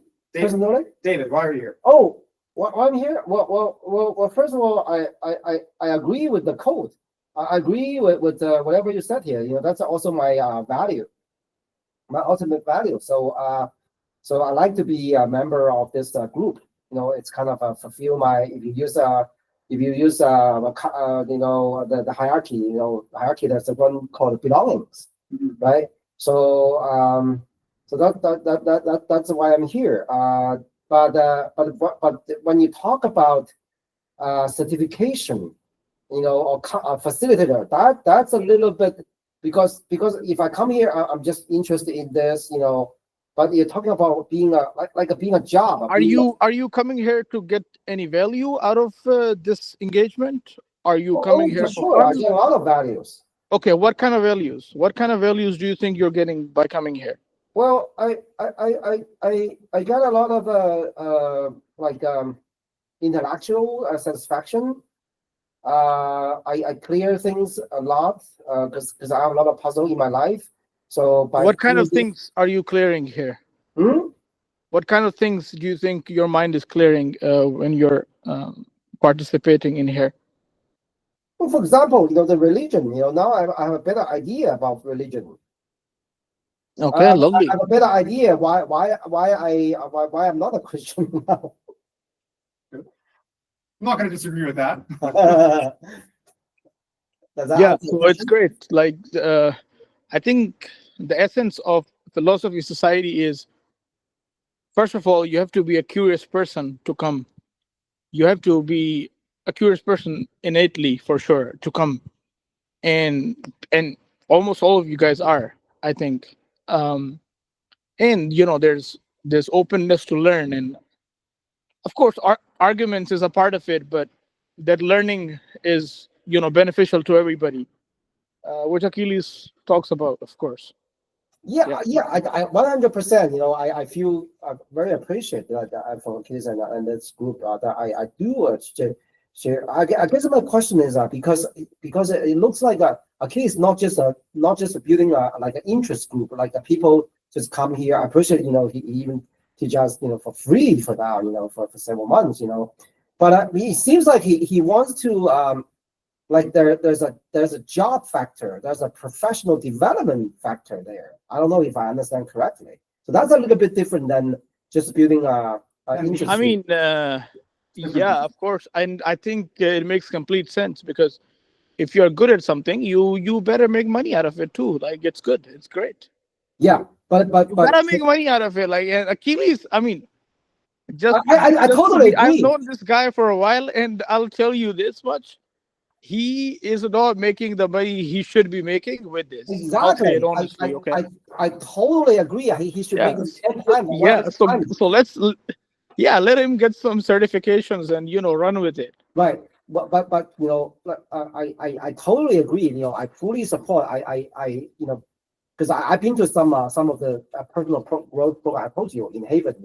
They pay thousands of dollars for a retreat there. So there's the people. But I'm just saying, if Achilles wants to go that way, let's be realistic. He has to deal with that. If you want to get a registration, but he seems like he's also building a little bit different rule than those psychotherapists. You have to deal with the lengthy, the bureaucratic, maybe the government process of being recognized, of being accepted in the government system. I'm talking about that. Sure. Like, there's something called the PARS program or PARIS program, and that's whenever you are going to be certifying people in an educational context, they have to review your curriculum and like, there's a regulatory body that you would apply to. And this stuff is I can do it, or I can hire someone to do it. Like, anybody can do that for me, right? I can delegate that task, but my job is to develop this proof of concept and then write it down in some way that's usable. And like, when we're talking about this wellness thing, like, Ali and I started the wellness. He motivated me to create the wellness retreat. And even if we didn't make any money off it, like, I actually did a lot of work in June, and I made a lot of progress with getting that to a certain point. And that doesn't go to waste. It kind of just, I pivoted, and that's just in the back. And now I have that. And thank you for motivating me, Ali. That was good. And all of these pieces will be put together. Like, the Philosophy Society is an ideology, you could even say, and it is greater than any specific business within it. Just like how Christianity is a large ideology, and people may have businesses within the context of Christianity. So we don't want to look at the Philosophy Society as something that necessarily is limited by shareholders or making money, right? That would invalidate the principles of the Philosophy Society. It has to be foundational, and in the garden of the Philosophy Society can sprout the flowers of business. I'm more and more leaning, because I've been to because I think what you're building is quite similar to why the personal growth center. Yeah. Because for example, the personal growth center, they attract all different kinds of like you are a perfect facilitator. If you go to New York, down in Manhattan, there's a personal growth center right across the Imperial Building. I met those guys because I went to I told you before, 2015 I went to a world summit for personal growth center around the world. There's a center from Scotland. You are literally building something like that, but even bigger. Because it's not just like one. It's not like Adler's psychology, Adlerian psychology, or whatever. It's not like I'm taking a specific theory and just working with that. I'm actually just going as broad as possible, right, to the very foundation of the essence of being human, consciousness, right, and then I'm building it from there. Yeah, you need a lot of this, like the one I think it's great. The Haven, you need some team to do the logistic for you. Like the retreat, the Haven, they have their own campus. They have their own Yeah. land in that gateway, all the islands.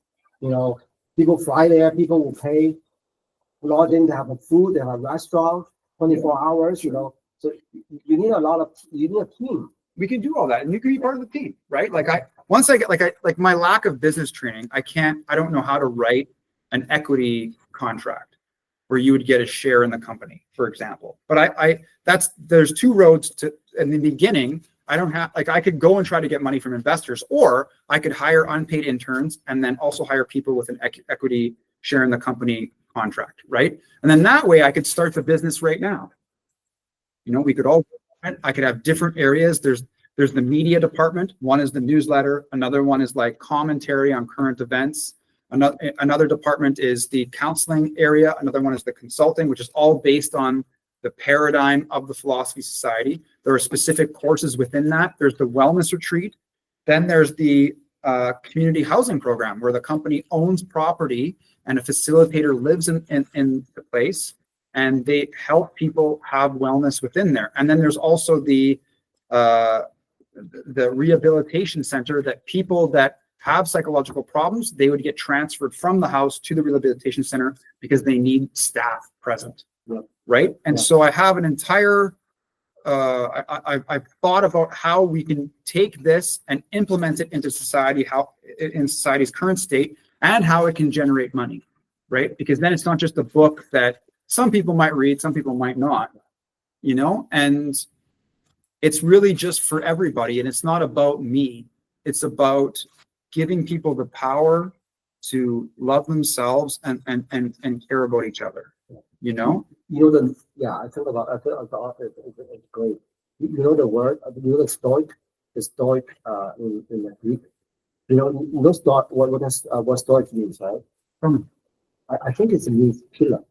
Okay, cool. So it's actually a academy.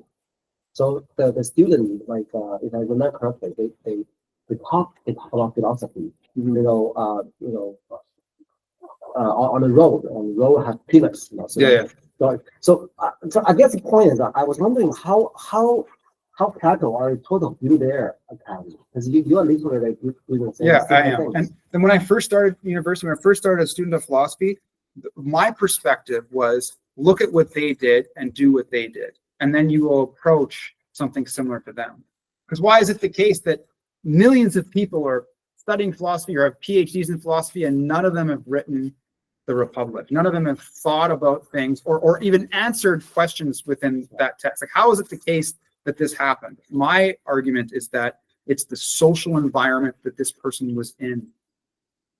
It was like the sports teams of the day. You know, there was a social context that reinforced this kind of way of being.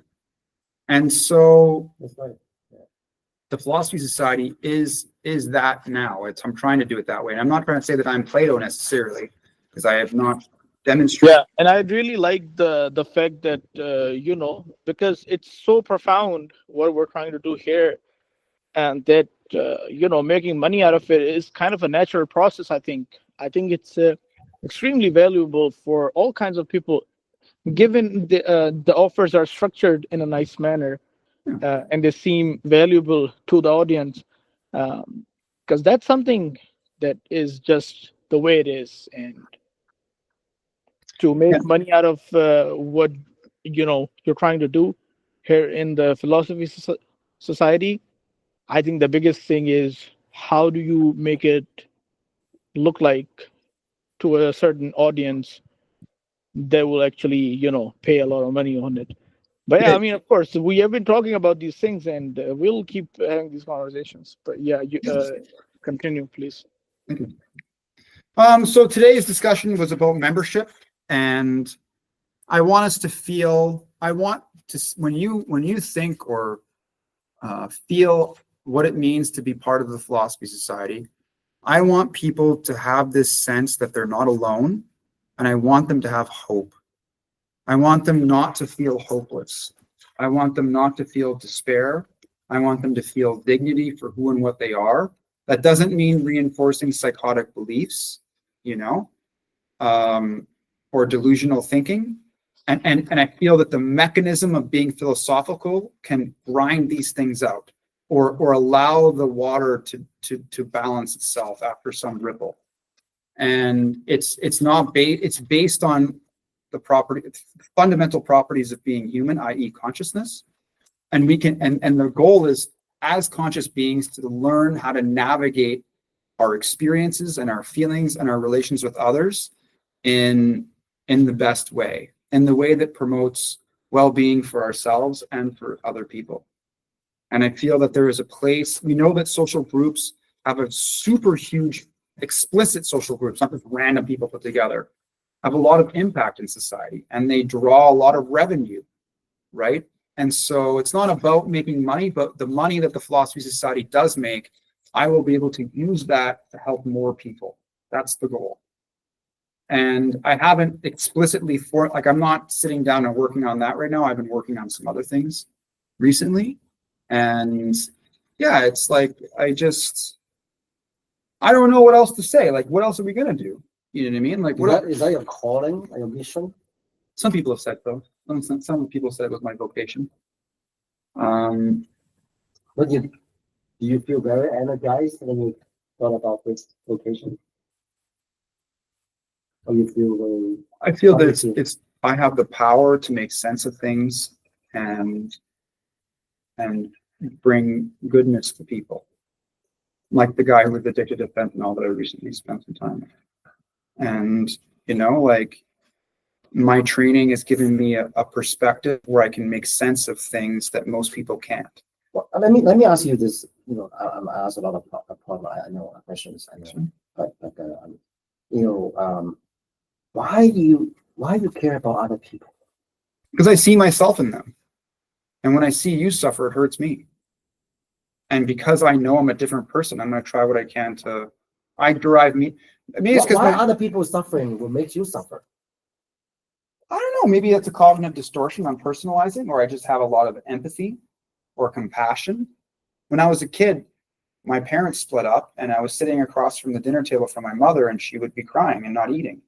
And I couldn't eat because my mother's crying. And so I learned at a very early age to try to make her feel better. And that stayed with me. And there was some suffering when I was a kid. And I knew that in other areas of the world, other kids had it way worse than me. And that awareness made me so upset that the suffering around the world could be, like 10 years old, could be so bad. And I was just like, wow. And then I just wanted, what other meaning can you derive? It's the Bodhisattva vow. I vow to eliminate the suffering of all sentient beings before I enter nirvana. And I think that is, it's a noble purpose for us to take. And it doesn't mean that you have to sacrifice yourself or give up what matters to you, but there are some moments where we may not be able to alleviate the pain or to change the situation. And that's when another person can help us. Humans, we're all together, and it's up to us to figure out how to have some harmony or cohesion between us. Is this compassion things? Is it for everyone has that? Why Putin doesn't have this? Doesn't have this compassion. Yeah, and there's ways to dehumanize people. Like, again, we just go back to psychology and we just try to understand these things. Is it things. because he suffered something when he was young? His amygdala might be a little small, and he may be a bit psychopathic, right? His brain just might not have that capacity. And you don't want people in power with that. How is that going to make a cohesive group? Because right now it's just an appeal to authority in his golden palace. Could he take some of the gold out of the walls, sell it to some other country, and then feed his people? Probably. I kind of read some story about some U.S. or Canadians. Like in developed country, they could have they already have a stable life. But they went to volunteer to fight for Ukraine. Even now. Mm-hmm. So there's a group. There's an international volunteer military unit. I thought about doing it. Yeah. You thought about that? Yeah. Wow. But I felt that it's more important for because me to they're, do they're this. letting go all the stable life. Yeah. You know, a lot of people, a lot of refugees, you know, cross the ocean to become a citizen of Canada. Mhm. They just throw it away. They just go there to sacrifice themselves and risk their life. Again, I think it's an acknowledgement that the democratic world is under threat, and for them, their calling is to fight for that democratic world, and I thank them for it. You know, it's sad that we're in that position still, but there are way greater threats in the cosmos than each other, and human development is stuck in this conflict between each other, which is just stupid. Right, but that's great. But on the other hand, I'm not criticizing either. You walk on the street, you know, you see the majority of people. Oh, they're happy shopping. This is Black Friday. Sure. They're not thinking about their priority is not like yours. You know, do you feel a little bit why I'm fighting for this? You know, finally, because you're fighting for the whole human being, right? But the other human being are doing this. Consumerism, you know, why are you fighting for them? Sometimes I have that questions. Well, I just have a unique suffering that I directed in this way. And I understand, and my understandings of things allow me to know that there is a better way, because I've resolved conflicts using this method. And I see conflicts emerge and harm being caused when the method is not used. And so we can be objective and empirical about this and even utilize it in a scientific study and have a control group and an experimental group, and they both deal with similar situations, and we see which one is better. We can test it too. It's not like it's not falsifiable, but even from a philosophical, like rational perspective, it makes sense, right? And when we look at the evidence is clear. But maybe they will say, oh, you sacrifice your life for this, you know, you just sacrifice their life for some stupid human behavior. It's not worth it. You know, humans just have some one shortcoming. You know, they don't value. They don't like you know, how many ancestors has sacrificed their life, you know, for this democracy. But now you look at that, you know, a lot of people don't treasure it. Why are they fighting for them? They don't treasure it. They don't treasure. You know, do they treasure Do the U.S. people treasure George Washington or the World War II? You know, maybe people are quite united when the Pearl Harbor was bombed, but now they just forget about it. Now And again, sorry. Yeah. It's evidence of a lack of community or a lack of unity, a lack of direction, not having coherent values that are connected to what you are. And I'm trying to provide that. I'm trying to make sense of those things and base it in psychology that is sound, and then develop it in such a way that it's marketable so that people can use it and they can see its value. Right. And so, you know, like, but maybe one day a planet will hit the Earth. Yeah. The human being just being eliminated. This is the real problems we need to worry about. Right. Right. We need to worry about the cosmos. The Right, cosmos is just right. So all this fighting, would that be meaningless? no, Because because all of us will be gone. either way, it's better for us to learn to get along so we can invest resources to detect it, so we can nudge it so it doesn't destroy the planet. Right? There's certain things we don't know, but what we do know is that we can make a difference right now and for our near future. And if we do that, our probability of survival and success and the exploration of existence can continue and be better for everybody. And so I can't see any other way than developing a superordinate, explicitly identifying the superordinate property, which is consciousness and being philosophical, that can be used to understand and make sense of and develop a sense of coherent community with each other, and navigating the areas of illness and mistake that is just part of being human and at this level of our development. Humans are still stuck in fighting with each other. And utopia is a dream that people don't think can be achieved. What is utopia? You know, what is heaven? We're just being human, and we just need to learn to stop making certain mistakes that are not necessary, and certain sufferings are not necessary. And I believe it's within our reach. We just need to determine what's important and then start working together towards those goals. And there are skills and certain beliefs or things that we can focus on that will make that easier. So we will practice those things. I admire that. I admire your goal. Well, thank you. Very good. Okay, everybody. We didn't get to Stephen Covey today. There's other things to talk about. So there's a high probability next week we will continue with the synergy chapter.